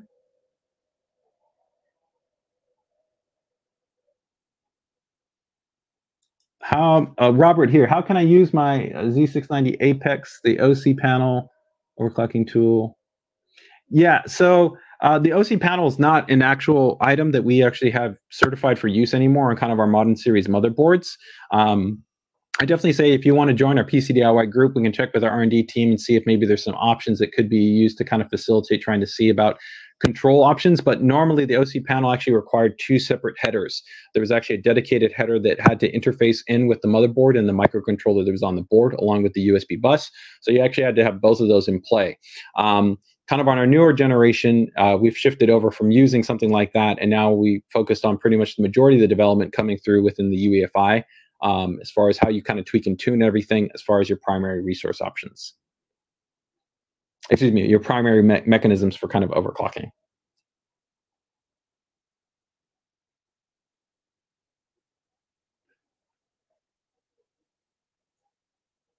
Okay, so let me just go ahead and I think that's probably most of our questions there, guys. So overall, let me go ahead and just reboot back in here into the OS.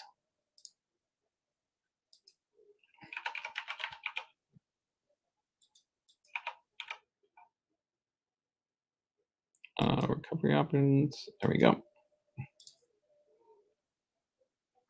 I'm going to just head back over into the UEFI. I will show you guys how you can take advantage of the UEFI BIOS profiles.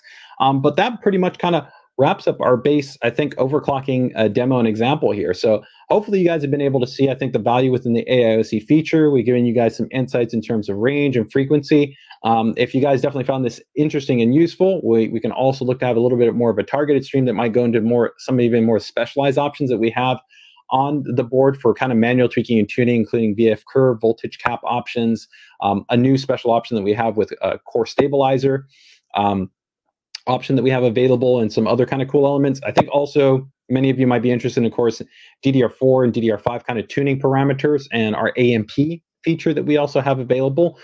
So we can definitely look to cover those in future streams as well.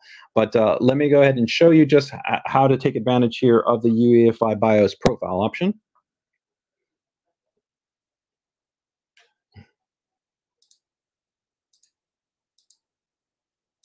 And in case any of you guys were wondering why I keep doing it this way, I just find it easier than having to kind of mash and delete the delete key, because of when you use a traditional keyboard, you're using a polling-based mechanism, so you kind of have to key that right, target it correctly to be able to go ahead and get into the UEFI. Or of course, if you have one of the Maxima series boards, you could use the flex key, right, and you could then have it set to direct boot or directly boot into the UEFI BIOS.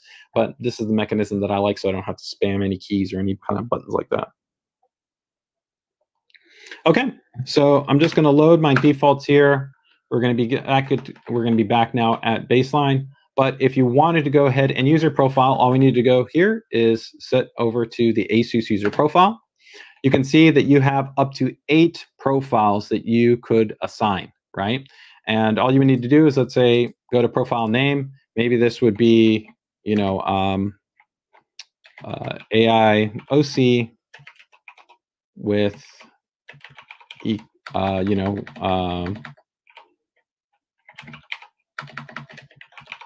E-course disabled, right? Whatever it is you kind of want to name, right? Or you could just do, maybe if you want to mark it by frequency, right? So like maybe it was a 5.5 gigahertz, right? All core, whatever it might be. Then you can see you can save to profile 1. And then from there, you could go ahead and load that information correspondingly. So you'll see those all populated. So you have up to 8 profiles that you have available, so quite a bit. So you could have something that's saved at 100% pure stock. You could have one that's even maybe tuned for more efficiency. You could have one that's tuned for different parameters. You could even have this be game related. So maybe you play a lot of a specific game and that E-core situation is beneficial in that game. Then you could have it be where like, this is my CSGO OC, right? It's really up to you. You have a lot of flexibility in terms of using that, but not that many people I see actually consistently use the profiles, but it is a great way to be able to save your work. Oh, and actually, let me show you the way that screenshot option works. So again, while we're in the UEFI, all we need to do is take our flash drive, plug the flash drive in to that port.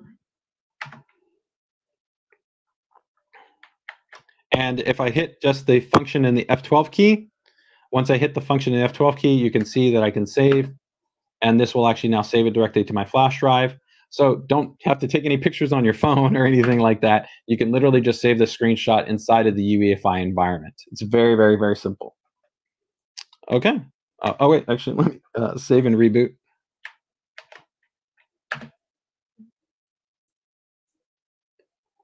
There we go. All right, guys. So let me just see if we have any remaining questions there as we get ready to go back into the OS. You guys can see a little cool shot there of the Ryujin in action as well. While we get back into our OS environment, it looks pretty slick. So that 3.5-inch display. And one cool thing too here is that the Ryujin 2 comes included with an AIDA64 license. So if you actually want to have multiple stat readouts, you can have stat readout information available to you within Armory Crate, but you can also go in and have customized actually displays that are available to an AIDA64 that you could have be displayed directly on the cooler.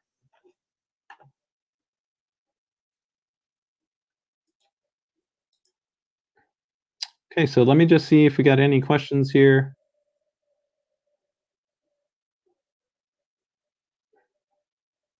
Is that just a screenshot of the full, so let me see here. Is that just a screenshot of the full settings that can be loaded? So that's just a pure screenshot of the page. It's not, you're not saving the actual profiles.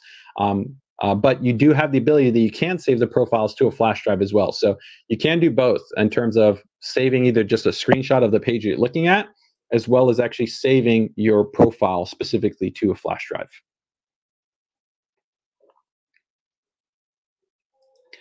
Yeah, we're consistently working on more and more features for Armory Crate. We recently had new updates and options for lighting controls that we introduced, like an addressable lighting pattern, more extensive support that was recently updated in, and there'll be more updates coming. And definitely, if you're looking for more specific types of features and functions, make sure to actually feed us back directly within the either PCDIY Facebook group, but ideally within our ROG forums and the Armory Crate forum, where our dev team actually monitors that for actually design and development feedback. Do keep in mind, though, that we have two different portions of the module. We have our Armory Crate, and then we also have Aura Creator, which is for our more advanced type of RGB lighting management.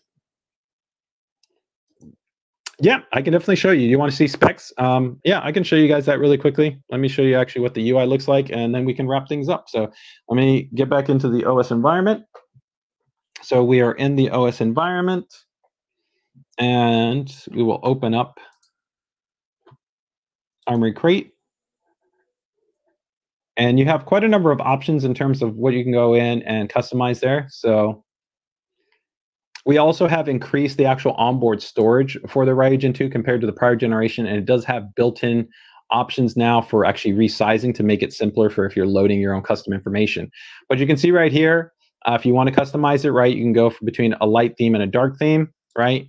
And here you can see you could go to like single info, and you could have it read out frequency, voltage, temperature, fan speed, flow, right? All those things. And you can see that there's subset options right there.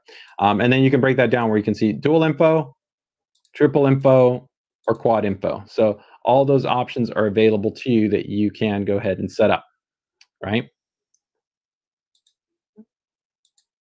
So it has a lot of options that are available to you right there. I'm going to go back here, and let me go back to just primary, and we're going to go to CPU frequency, and we'll apply. And actually, I can show you here also, if we go into ASUS 64, I believe this version here, I have two versions of ASUS 64 installed, but I think this is the version, yeah, that is shipping with the Ryujin cooler. You'll see that right here, there's a big button that says ROG Custom Display. If you click on this, these are presets that have already been tuned from ASUS 64 that will give you mapping options that you can see are also plugged in there. And where you can see you could even have things like your GPU, your RAM speed, and your frequency. So you could pick any one of these, and you could also have those loaded up and be displayed on the Ryujin. Okay. And yeah, and here, actually, if you take a look here, I went ahead and changed one of those so you can see it's a different kind of look and feel right there that it has now.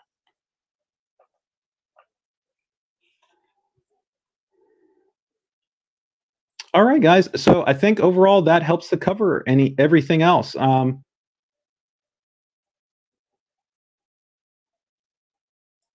Hold on, let me just see the last question here. So if their settings are saved to the USB and I update the BIOS, will there be any BIOS issues for reloading those settings? As long as you're keeping essentially the quote-unquote effective same version of the UEFI, you could take that flash drive and then re-upload those settings back in for that corresponding version. But again, if you updated your UEFI, you can't take a saved profile and apply it between two different UEFI versions. And that's because we can change essentially underlying code base, auto rules, operating parameters, where you might actually have to retune certain aspects of the overclock to be ideal or to actually work for that new UEFI. This is part of the reason why we don't generally recommend that you just update purely just to update. Generally, you would want to update because you find that there's a specific point that you're trying to address, whether it's interoperability or you're attempting to check to see if maybe even get better performance. But you also have to be considerate that you might have to potentially retune. And that's why I said I think you want to use both, not only saving a profile, but also saving screenshots so that you can have those baseline values to be able to work from. If you update your UEFI, you have that screenshot, you can then work from those values and then maybe retune up or tune down depending on where the improvements might be present. All right, guys. Well, overall, this, I think, helps to wrap up our stream. Hopefully, you guys found this interesting and useful and beneficial to you guys. If you're watching us on replay here in terms of just the stream in general, thank you guys so much. If you guys can drop us a like, a comment, subscribe, follow us whatever it might be. Love to have your guys' feedback on here, and make sure to keep it tuned to any of the ASUS social media channels for more streams that are going to be coming up that'll be diving into, like I said, other aspects that we have relating to our motherboards. We'll be having in the not too distant future dedicated streams for each one of our Z690 series of motherboards: Prime series, ProArt series, Tough Gaming series, ROG Strix, and ROG Maximus series boards. If you want to get an initial primer, make sure to check out the AMA live stream that we already have up that dives in all of those series and gives you a general kind of good foundation to understand the features, functions, and kind of the design that we have across our Z690 series of motherboards, and a lot of the new things that we're introducing for this generation. If you guys also have more questions that dive into, upgrade considerations, specific features and functions, or anything like that, check out the links in the description and consider joining our PC DIY group. It's a great community that we have. I'm an admin there, and you can always feel free to ask us questions. So with that, guys, take care, take it easy, enjoy the rest of your day, and best of luck with your guys' builds.